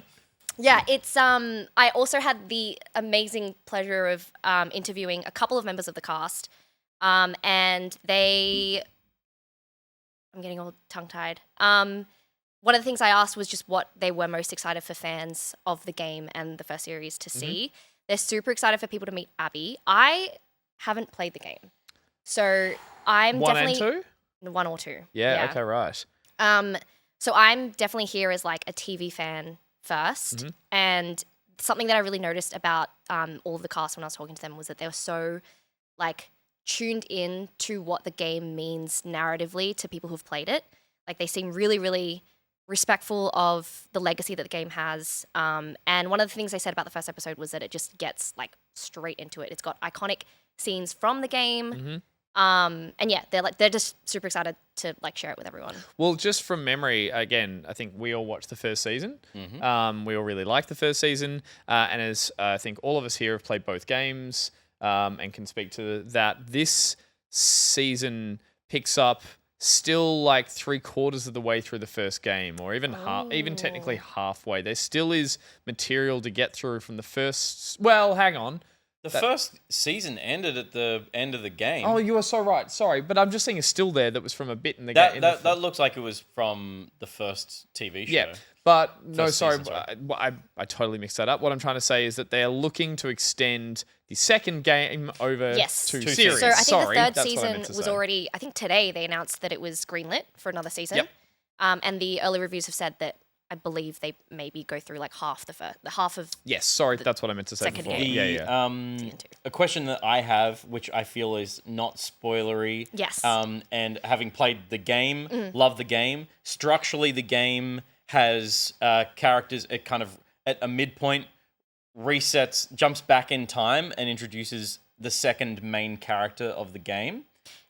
Can I So say there's the 2 name? playable characters. Well, Abby, you mentioned, Yes. is another playable character of the game, and in the game, it is structured that you play one character's perspective, then you play another, and then it's mostly separated like that because it was a really interesting kind of storytelling device for the game because it made you feel everything that this character felt, and then made you feel everything that this other character felt, and I assume you've met both of these characters in the first episode.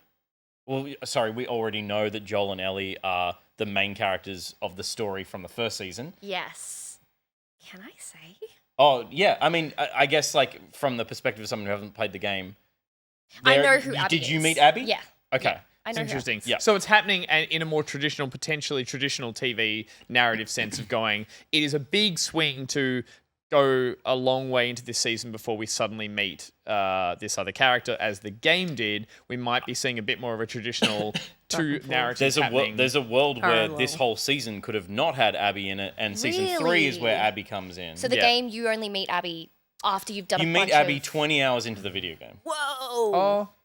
I guess it's a 30-hour game, so 15 hours. Yeah, maybe 15 or so, but it's a real gear shift. They really kind of, and it has everyone got whiplash from it, and it was contentious. Some people really were like, "Hang on, no, that's not what I wanted from this." Whereas I think everyone knows this character exists. You probably have 60% of people watching this show. I'm pulling that figure out of my ass who played the game or know the narrative of it. So I don't think it's a huge stretch to say, "Hey, let's do it in a more traditional, in tandem." Matt sense. Bailey, she's not. That's disingenuous to say that she is in it as a character from the beginning. Sure, the character appears at the start of the game. Absolutely, the character appears at the start of the game, but you don't know that you're going to play as that character, and you don't know to the extent that you'll grow to understand that character. So, because the first part of part 2 of Last of Us is very much the Ellie story still. Interesting, because I, again, as someone who hasn't played the game and who's someone who's covering the show quite extensively for my job, it's like a delicate balance that I have here where I'm trying to enjoy it as an audience member who doesn't know the story. It's interesting because I feel like it's a wonderful experience for you to go and experience this with none of the knowledge from the game and the narrative, because it is sticking so close to it, which is a huge win, I think. Like, I'm so glad they are really matching a lot of the game, because I had my... I was skeptical going into it because the game is so cinematic, and because they are doing one-for-one almost dialogue and scenes, but they are exploring outside of it enough that it does feel like this series warrants its existence, and I appreciate it. But I'd love to know, like, when this finishes and when we get to the end of season 3, like, to either play or do what a lot of people do, which is watch those first 2 games. But people watch them. You can almost watch the cutscenes alone, and just like, I think even up on YouTube, you can almost watch the games, because they just kind of like, the levels are just moving from cutscene to cutscene with interesting and good gameplay. But it'd be interesting to know your perspective on how that is as a story. It's funny because right now I am aware that some shit goes down with Abby. It's like people are dropping hints in the comments and being like, "Oh, you're gonna regret meeting Abby," or everyone's you're gonna making be those stressed. kind of noises like, and really faces, cryptic. like, "Oh, wait till you see." Literally, and it's so funny. Even the cast is when I'd be like, "Oh, Caitlin's an incredible actor. Like, what is it like?" She is just kicking goals incredible. right now. Yeah. She's so wonderful. Honorary Aussie from the totally. accent. She gets it with that accent. Seriously. Did you see sorry to segue quickly, there was a horror thriller she did set in a country house with UFO abductions? No. It's fantastic. I forget the name, but it's almost a whole film where it's just her the whole film, almost a silent film, and it's aliens. Wow. Like abducting and creeping around her house. It's again powerhouse performance. So sorry, she's great. No, it's funny because there seems to be this like shroud of like feeling around every time I mention the name Abby. Everyone's like, "Ooh," and I'm so curious what that is, and I'm like genuinely really excited to come across their story as a TV viewer. Totally, because I feel like it'll like I'm always reading about people's experiences, like as a game player and what they think of the show, because I think that opinion is so important to what makes game adaptations like successful. But it also, watching it as like a non-player is also what helps make these shows great, because you can't just appeal to people who know the story. Like otherwise you would just play the game. Totally. It's interesting that this, like, we talk about like the early Mortal Kombat movies not working, Street Fighter, because they don't have narratives. And so they try to build something to make a film out of those characters. The Last of Us is a really cinematic video game and a narrative-focused video game. So it was like watching a film that you then interacted with and just shot a bunch of people. It's where a lot of the ludo narrative, and Uncharted as well, Naughty Dog in particular, are attached to the idea of ludo narrative dissonance. This idea that your character can be a hero, but also is like a psychotic murderer because of the nature of video games, where your actions aren't true to the character's reality because you're a hero, but you're also but doing all these horrible things. The Last of Us brought that up and made that core a big absolutely part of more its so than Uncharted for sure. Did you the second game is one of the only games I've ever seen where the grunts or the people you would kill out in the open world have names. So when you shoot someone, you'd occasionally hear another NPC yell like, "Gary, no!" and like run over, and you're just like, the first time that happened, I was like, and sorry, yes, to your point, it's sort of like it had those. It was driven in. Sorry, it was driven by this kind of like emotional attachment to how brutal this world is. Totally, yeah. But the narrative beats are played basically one for one in the television show. Whereas you look at Halo that came out at the same time and tried to tell a story for non-gamers and was entirely unsuccessful. Some people would argue that there was some success, but it was pretty rough throughout. I just don't. It got cancelled. A question for the crowd, because I know that when the first season came out, it's like the way it stayed true to the game was obviously one of its praised points, because people are like, oh my god, like it even feels like you're playing a game like when you're in the car. Do you think it'll work like that? Do you think that formula will keep working? Because I almost think through this season, for this, but for a different adaptation. Like if they adapted another game and just went almost bar for bar the same, I don't think it would have the same I think a huge amount of credit. Crash Bandicoot, maybe. Well, a huge amount of Neil Druckmann. That's it. Neil Druckmann, who created The Last of Us, and just the property of a Naughty Dog game, which we know through Uncharted and The Last of Us. Like, they really were a high bar for video game storytelling. Like, everyone stood up and paid attention to the fact that it felt like someone had gotten story in my video game. Like, perfect. You know, I think you could do I think you could do Majora's Mask as like a beat for beat. No, I do. No, the story of that game is so fragmented. Yeah, absolutely. Zelda. It's not really Zelda's narrative. live action. Yeah, Zelda's live action. I think they announced a release date for like 2026 or 2027. I think what it is that while this is fanciful and apocalyptic, it is still core about humans, human stories, and the way humans react, which is why it translates to a broader audience and to a more traditional storytelling sort of series, whereas a lot of other video games have to make a lot of logic leaps, a lot of fantastical elements to it, and they are still fun to watch and they can be cool to watch, but I don't think they will carry with the same gravitas of a story like this, which is just so, I mean, grim. It's a big part of it. Game of Thrones, all this kind of stuff. It's all like hangs on its like just serious death and mortality, and that's what people find compelling. I even think like a game like Jedi Fallen Order, which has like it's a similar type of game, and it's a story beats game. You could turn that into a TV show, but even just the fact that at points in that game you can make choices about where you go and like grinding out like collectibles and shit.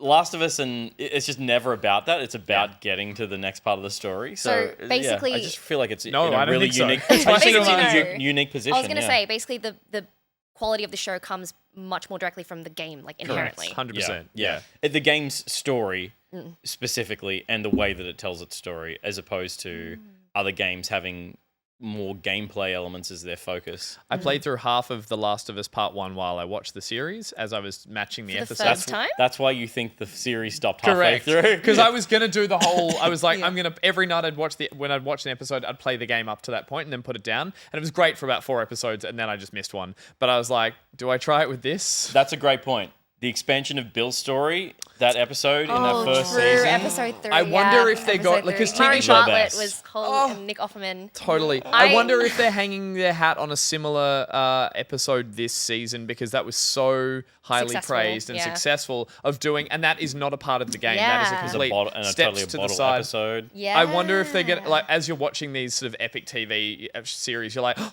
this is the weird bottle episode that takes a complete side character that we're Gary. Who got shot? It's Gary's story. Gary's story. Oh my goodness. That was the guy I made up before. He's not a real character. Sorry. Yes, Josh. What was it like talking to... Oh, that's right. Bella Ramsey, just one of the sweetest souls I've ever met. They made me feel incredibly comfortable. Junkets are an interesting experience because they are, I don't know, very stressful. I've done this for like a year or so and I still get incredibly nervous. But as soon as I went into the room, they were like, hey, like, how are you? Like, what's your name? Like, just made me so comfortable. And yeah, I asked Bella a bunch of questions about like what fans would be most excited about, what kind of characters you think are going to resonate. I did ask a question about, I haven't posted it yet, but I asked a question which was like, based on like the reaction to episode 3, I was like, is there a particular episode that you think is going to get people, you know, talking? And Bella said Ep 2. Okay. So, which I haven't seen. They're like, that's where you meet Abby. And she's like, oh, when you see what Abby, oh. You're like, shut up, Bella Ramsey. I don't know what's going to happen. Oh, how good. Yeah. She seems so wonderful. And I always really, really it blows my sweet. mind every time I remember her name is Bella Ramsey and that's not her character from Game of Thrones. I know we've yeah. all said it, but every time I'm like, that's not her. Oh, that's such a, yeah. I believe they use they, them pronouns. Yes. Sorry. Yes, they're them. But yeah, totally. We were talking about Game of Thrones. The fact that like Bella's still so young I know. and playing in such a So young. but started a career in such a mature series. But they and also continued to be. definitely have the philosophy of someone who could look young, well, play young, For well sure. into like a few like What a run. Like yeah. Game of Thrones. Right. And then The Last of Us. Into the last. And of they Us got is to crazy. die on Game of Thrones. and, like, Spoilers the- for Get Game of Thrones. squeezed. Yeah. Like they were crushed So good. in such a great scene. Yeah. Yep. Very cool. I'm going to talk next about the Minecraft movie. Chicken something. Let's go. Let's Chicken go, something Flint and is crazy. Steel. The I Minecraft. yearn for the mines. They Sorry. do yearn for the mines. Remind me of the director's name. That's Steve from Minecraft. Jacob Hess. Hess. It's definitely Hess. Yeah. Nacho Libre, Yeah. Napoleon Dynamite. Yeah. Jared Hess. Jared Hess. Jared Hess. Jared Hess, and he's also the voice of Chungus. Of the Chungus guy. Yeah. Okay. So the Minecraft movie I went to on Sunday when I had time in between like on camera stuff on our 12-hour stream. Must be nice. I ran it was great. I ran up to the local cinema and sat in with a full audience of young to late teens. Sure. Like 13 through to like probably low 20s was the crowd. Right. It was kids there to meme, and it was parents and their younger kids. But I didn't anticipate going into a film that had just launched and is already a cult film. Yeah. It is like from a narrative perspective, a pretty classic like hero's adventure of two orphaned children find themselves kind of embroiled in this interdimensional conflict where Minecraft Steve is Jack Black. He yearned for the mines. When he became an adult, he went and worked in a mine and found a portal through to the Minecraft realm. And that's where he's chosen to live for the rest of his life because he likes the creativity of being in Minecraft land and being able to build and do that stuff. And then the kids get caught up in his story as that powerful interdimensional travel thing ends up in the house that they're in, and that's how they got caught up in this story. But I didn't know how they were going to inject a story into a game without one. Obviously, there are kind of key figures in Minecraft, and there's like lore that the audience has made and players have made. But this is an entirely new story using familiar elements. The villagers are there. Minecraft Steve is there in the form of Jack Black. The pig enemies are in. I believe the pig enemies exist. I'm sure I've seen those in at least the RTS Minecraft game. Yeah. And it is a fun enough story of colorful, noisy beats. The pace of the film is pretty good. It could be a little bit shorter, but it moves really quickly. Character motivations are really clear. It's very much a children's film. And I actually think I prefer it to the Mario movie. I actually think I like the look of this more than the Mario film as well, which is like, just because it's really stylized and it's a mesh of things, but I think it works. For some reason, the kind of boldness of the way that the characters are played make it all gel together. And then it was the layer on top of that is the fact that I was surrounded by kids screaming lines before they happened. That's insane. Chicken Jockey is the famous one. How do they know the lines Flint and before? Steel. Well, Flint and Steel. the- But like this some of them TikTok. were trailer lines. Yeah, a big part of it is everyone watched the trailer 100 times and was like, I think that became the joke of like, this line from the trailer is so silly that we're so excited. And to it's also the goof of Jack Black's kind of delivery of it. I've been invited. that.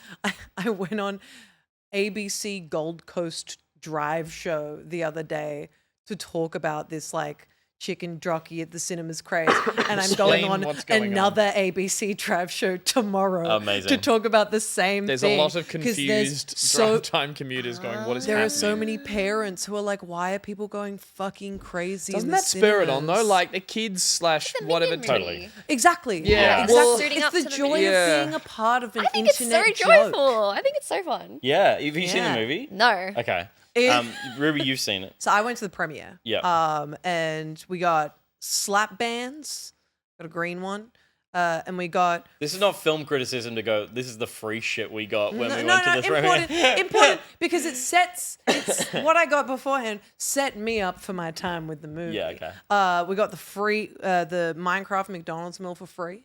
Okay. And so I walked. Again, you're not talking about the movie. I walked into that. You're talking cinema about your like single this. experience No, no, from I a walked into the premiere, cinema which like this. yeah. Sorry, Holding Adele things. just asked me incredulously, how old is Ruby?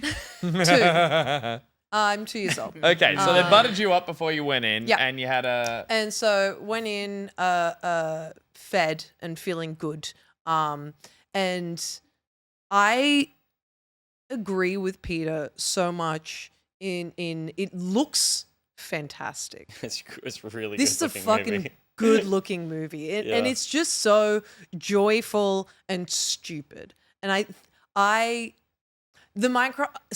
Minecraft movie did not need to exist, and yet the way that it exists is perfect. I'm a bit sad that it doesn't exist in a way that in a traditional kids film having values and being really wholehearted and like not just being stupid. I know there's more to it than just being stupid, but I'm a little upset that this film is now running more hype off this memeability, silly quotableness of it, more than it having some, actual value or substance to it. Read an Because I article love- about that. Yeah. Because And in saying that, I think children deserve good cinema. I do.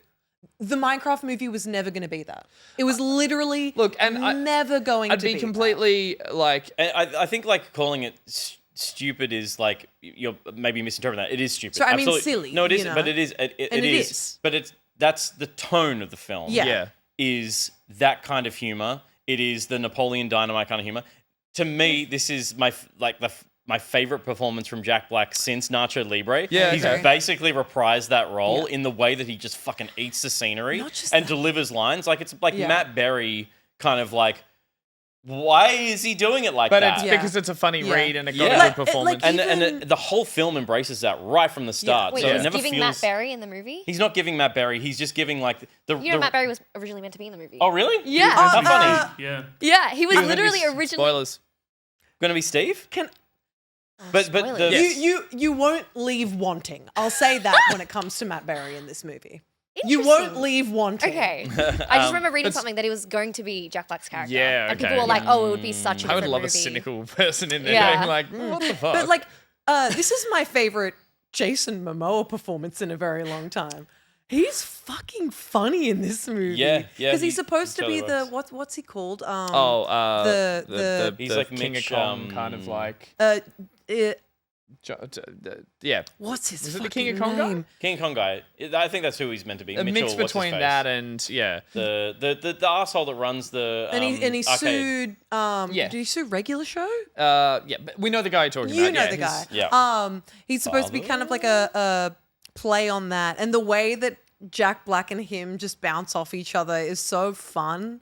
And Yeah, I guess I'm not saying there isn't quality in there. And again, I'm kind of keen to see it. Like, I want to enjoy the elements that are fun and the elements that are silly. I worry now, and again, that this has gotten out of the hands of even the people who made it, and they'll love this, that it has become this Minions level Billy meme. Mitchell. Minions level meme ability where the stupid on top of the stupid has become the thing that is funnier than any of the quality that is in the film that it clearly has. And I like that because that just spirals out of control and loses any of the kind of substance or, the sort of. Yeah, there are people who have critiqued this memeability viral success of this movie as a sign of linked to do with kids' apparently growing tendency to dislike narrative and to not want to sit through a movie. They want memes and jokes want lines because and they grew memes up and in a jokes. different kind of medium. Totally. And I'm not blaming them for that. Yeah. It's just, but then I'm worried that the level of the silly that's in this has been not misinterpreted, but it's been accepted the way kids should accept this stuff. It's junk food and it has some fun to it and they like that. But I just, it's a little sad that the one little grumpy man thing I'm going to say on top of that is that I really love Minecraft and where I discovered it when it was like 101 version, and it was such a wonderfully meditative survival, like I didn't have all of this lore and silliness to it. I love that exists for an audience that's not me anymore, but it didn't have any of that, and I'm like, it's such a cool property that... Okay, yeah. I will say this movie does have a bit of heart. It's very cliche. It's got to have some, the main child actor in this, the main child character in the movie is very clearly supposed to be like who children connect to in the film. Yeah. Because the whole thing is like this normal child who loves to create gets thrown into the Minecraft world, which is any kid's dream who plays Minecraft. Yeah. I'd love to exist in the Minecraft world. And it ends with the big moral of the story being you should create no matter what people say. And it is beautiful to create. And I think that's a really nice... You don't need to be in the Minecraft world to be creative. Exactly. You can create in the outside world and people will celebrate that because you're trying your best. Do they land that though? Absolutely. Yeah. Okay, yeah, cool. Totally. No, I'm just questioning. You can say anything. You can They be like, land it it was in you all along, or be creative. They land it because they literally just say all that shit. There's no subtext. No, it's not a clever narrative. It's just it tells you exactly what it's trying to tell you. But for younger kids, that's effective. That's good. That's effective. Yeah, okay. Do you think it would be if you were a kid watching that movie and then like 20 years in the future you revisit? Because I feel like I love the movies that I grew up with. Yeah. You go back and watch Hook. We were all talking about Hook. Hook? Robin Williams, Steven Spielberg? Probably one of his lesser known. Watch Hook.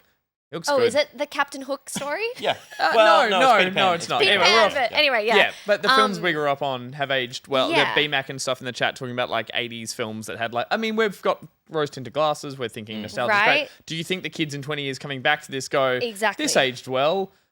Chicken jockey.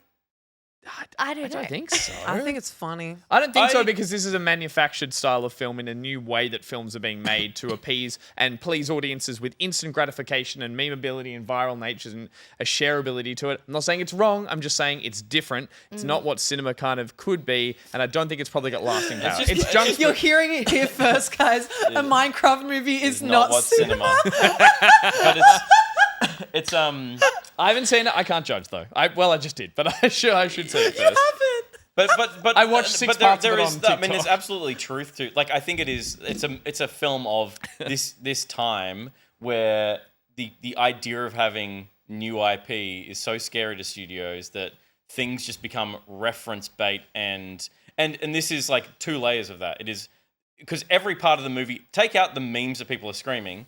It's still just references to shit you do in Minecraft. It's just Minecraft. It's just so like it's not Hook. It is nowhere near as interesting a piece of art as Hook. That's your homework. That's your homework. To You watch gotta Hook? go and watch Okay. But next to all the Marvel movies and what Disney's doing with Star Wars, and like it's the same.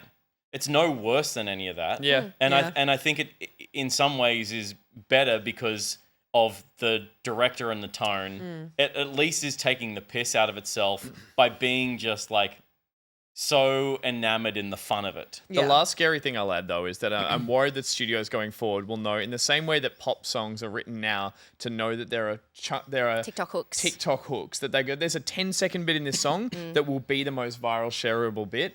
This just only affirms in those film directors and producers that you need to make a more effective trailer than a film now that has so much shareable or virality to it that it's going to be the thing that drives multiple viewings to your film. I'm not saying...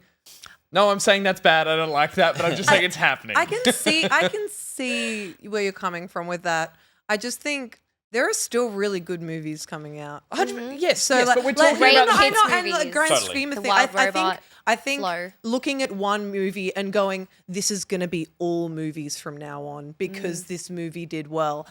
Like I see That's kind of it, what studios are doing, though. They like move but there's towards the still thing that makes really the money. Good movies coming out. Flow won Best Animation last year at the Oscars, was and that is a amazing. beautiful, Yeah, beautiful. but we're talking about the animation. Minecraft movie. This so I'm isn't going to keeping all win that. awards. You know? Glenn Close makes a cameo in Minecraft. I mean, Jennifer Coolidge might win Best Supporting Actress. And if Jack Black doesn't win for Nacho Libre Part 2, which was this film. True. Is Nacho Libre your favorite Jack Black role? Absolutely. By like a country mom. I've never seen it. I will watch that Me too. neither. It's so That's fucking my good. homework. Mine's Kung Fu Panda. Get that going out of my face. Don't know what that is. Gus. Yeah, look, I'll quickly speed through the fact that I've really been enjoying the latest season of Daredevil, Daredevil Born Again. This is, I want to say, like maybe the 4th season. I really love season 1 and 2 of Daredevil. I dropped off on season 3. I think a lot of people did. It tried to, and then it paired up with all the Marvel characters that were trying to make their own TV series, Iron Fist, Luke Cage, and that was a bit of a flop, I believe. I didn't really watch that. This is a sort of a gritty reboot, and I think they're doing a great job of it because it has really slowed the pace down, and it has become a very less of an action series, and it is more about the... look, it's not an original storyline, but it's a hero rejecting his calling and realizing he never wants to pick up the mask again. Charlie Cox played by... No, sorry. Charlie Cox playing... Why are you laughing at the man's surname?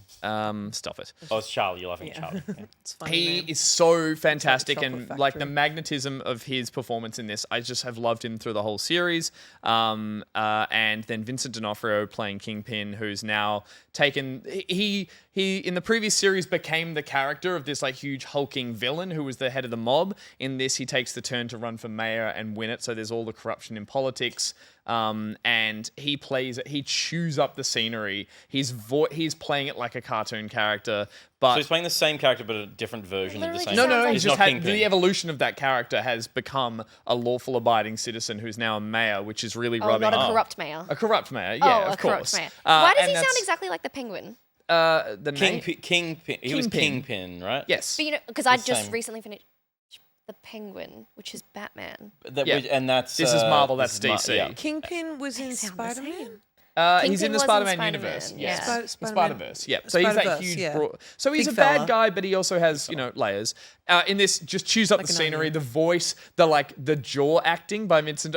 He clenches and quivers, and he's just terrifying. People have said it's a little bit over the top. I really like that. There's some murder mystery stuff, but it is not an action series. It is building to it. I just watched the penultimate episode last night, Ep 8, I believe, and 9 will drop next week. But it is very less wearing the uniform, doing the flips, all that kind of stuff. The action is very limited. So it hits when he finds a reason to really have to be Daredevil again. I just really enjoyed that refusal of the call for superheroes. I have a question because Please. I've been seeing so many screenshots and memes all over social media about the main character, Charlie Cox. Sorry, why can't I think Is it of Matt the actual... Murdock? I saw Matt that. Murdock, played by Charlie Cox, yes. Why do we love him? Because people love him. Yeah, I think Charlie Cox's performance, he's just so charismatic in it. He, as the character of Daredevil, he's blind, but he has an echolocation kind of powers. Is he sassy? He's in the comic books, he's a root rat. He actually just undeniably just gets around and doesn't care about it, and that's less in this. Does that mean he's promiscuous? Yes. But sort of dismissively so, and Root rat. Root rat. It's That's a dismissive Victorian and thing. also just everyone's up for grabs kind of valid. Yeah. It's A less pussy pig. Yeah, but also just loves it. yeah, Just and he made a cameo in She-Hulk. They had a little cheeky fling in that and stuff. So they played. Is into he that. especially charming That's this right. season? Before earlier seasons? He's actually not very charming in this because he's being beaten down. He's constantly trying to hide the fact that he's Daredevil and as I said, refuse the call. But that just makes all the performances and all the scenes better. And it does, obviously, it's a very long simmer to the episode I'm getting to where it's just becoming too much for him. He's trying his hardest to refuse. He has anger issues. So when he just finally goes, I have to do good, it's a real rage thing. The violence is really visceral, but done well because it really feels it's hard hitting. The worst parts of the series have been the full costume CG flying, like jumping from rooftops, which they have limited because there's one big oneer in the first episode that I'm not going to spoil it because people want to go through this, but it does pivot the characters and who he hangs out with and why. And that was very CG heavy, and everyone's like, that was the big winning shot at the top. And I found it a bit abrasive. Since then, it's been very restrained. So every time he does something badass and hero-y, it really fucking hits. Yeah, cool. He was in Stardust. He was. Yep. Yeah. But Perfect yeah, movie. this is a great one to pick up again if you fell off, or even if you just want to get into it. I think there's not too much. How would it feel jumping straight? Pretty into easy. I season think 3? they set up enough at the start, and if you have a quick look at a YouTube, like everything to know about Daredevil in 5 minutes, you'd be fine. So I think this is a much better version of it. And the original creators from season 1 have come on to do the first and the last 2 episodes, and they so far have been the best ones. Yeah, cool. Ooh. Yeah, I'm in love with Deborah Ann Wall or whatever her name is. She was in The- True Blood. The Ranger.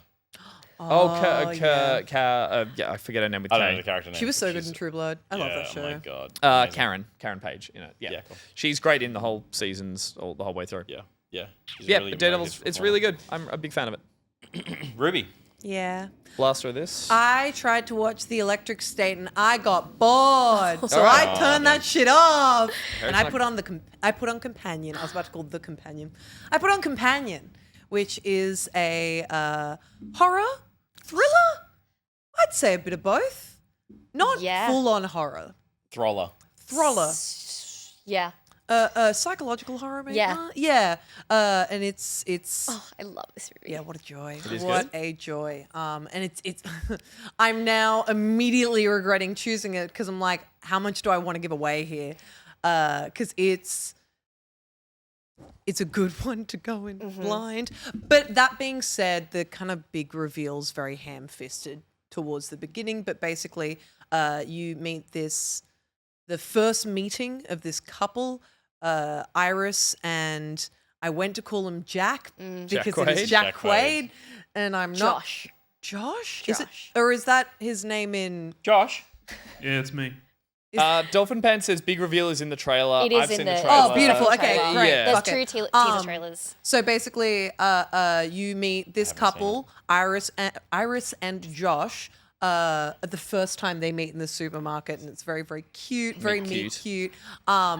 And then you are fast forward to a friend's getaway that they're having with a few friends of theirs, and bit by bit, it's kind of shown that. You're giving us the beats of the film. No, You give us like the back of the it's box. the intro. It's the intro, but like not as well as it seems. Basically, Kind of give me Sophie Thatcher vibes. that is the nice. Is that Sophie Thatcher? Yeah. I mean, it'd be really interesting to talk to Sophie Thatcher and Jack Quaid about making this film. I wonder if anyone has had the opportunity to do that. I did get I'll get at 5 minutes with them. 5 minutes. 10 minutes? You get 5 minutes with Are each. you serious? Yeah. Yep, it was a paired interview. I think we have sorry, I didn't send you a link. Do we have a clip? We do have a clip Let's on bring up the clip. on Junkie's Instagram. So this I- has been out. down. This came out. Did it come to cinemas or was it straight to streaming? It came to cinemas. Yeah, Okay. yeah. I got invited to a screening of this one, but couldn't go, and I was kicking myself over it. But So thriller horror. thriller horror. Couple that you think you know about, but a little bit more is revealed later on. Yeah, Bit of and- a power struggle. Yeah. So they marketed it as the studio behind The Notebook and the creators behind Barbarian. Yeah. Fuck, Which Barbarian is, was Barbarian messed is up. incredible. Oh, it's But it's- so good. And basically, you go into this with a kind of meet cute vibe, but knowing from the trailers, it's things are gonna get fucked up. And I wasn't expecting to get as much Blade Runner vibes from this as I did. Okay. Which is very, very fascinating. Because it does kind of touch on like not just what it means to be human, but more importantly, what it means to love and like what love actually entails and means. And I think that is really, really fascinating because you kind of see over the course of the film, even though it's just in their programming, the characters that show the most love in this film are the robots rather than the humans. The humans are kind of represented as incredibly flawed and also horrible. She's so beautiful. Oh my god! I don't Is that a think Vig?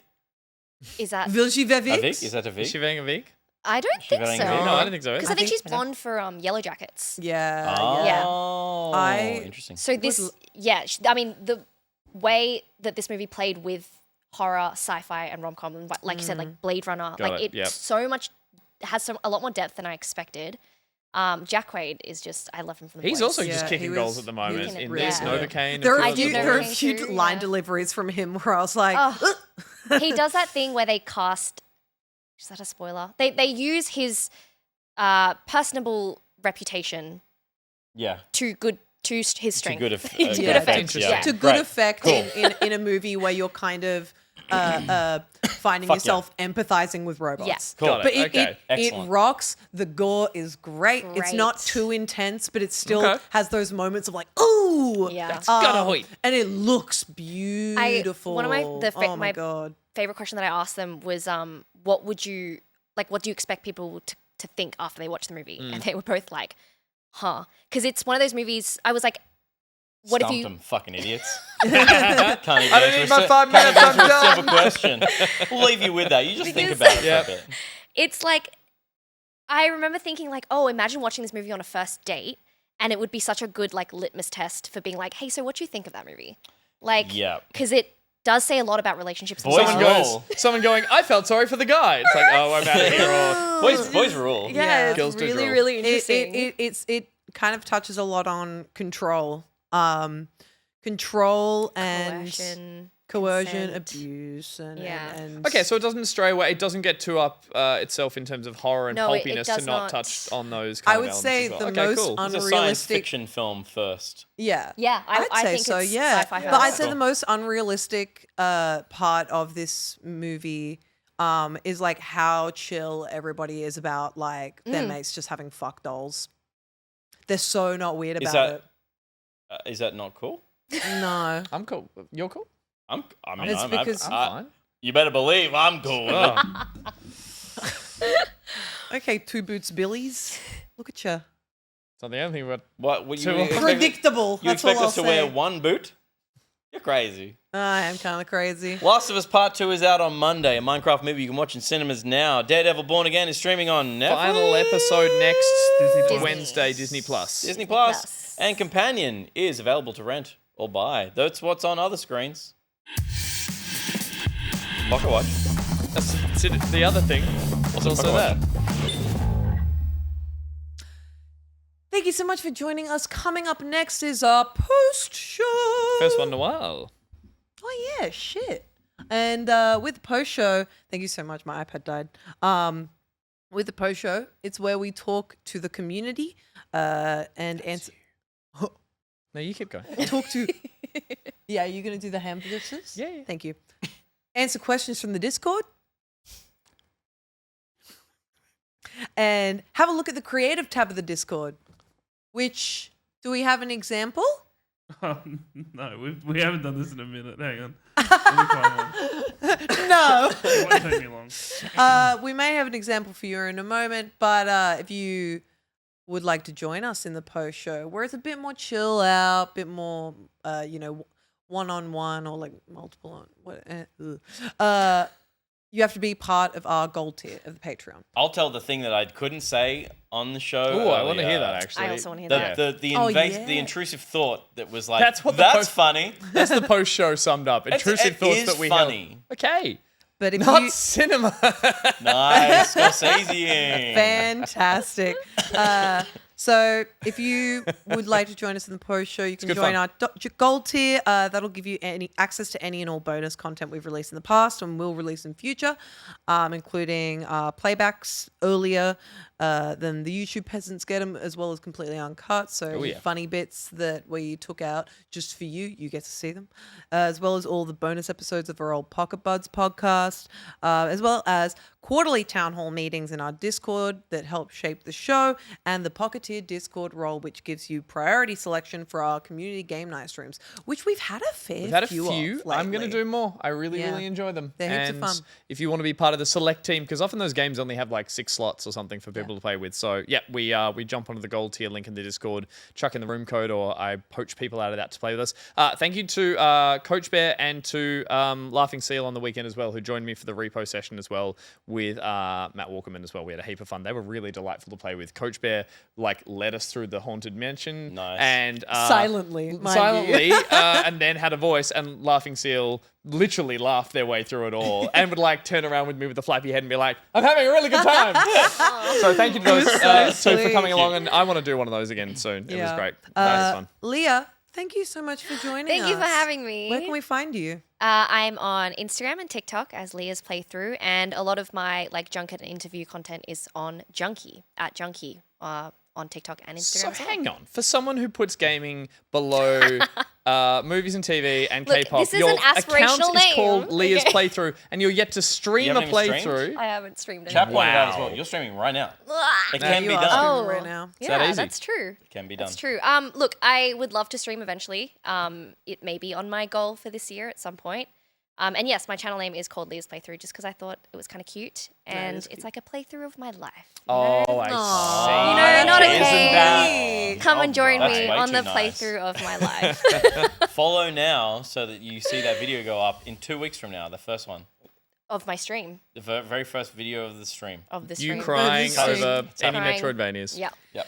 And that's our show. Thank you to everyone for tuning in, especially those of you who support us on Patreon. Please share the show with your friends and family, and head to backpocket.gg for links to everything, including our Discord and our socials. And remember, our merch store for the Follypalooza is still open One day. until tomorrow evening. So get on it. We'll be back next week with the same thing, but a little bit different. And for all of you in the gold tier and above, we'll see you very, very shortly. But for now, Gus, any last words? Gnome. Pete, any last words? Yes, And Leah, any last words? No. It's fun to say. Josh, any last words? Goodbye. That's a good one. That's a Any great last one to end it. words? Nah. Gnome. Chicken Joe. Chicken Joe!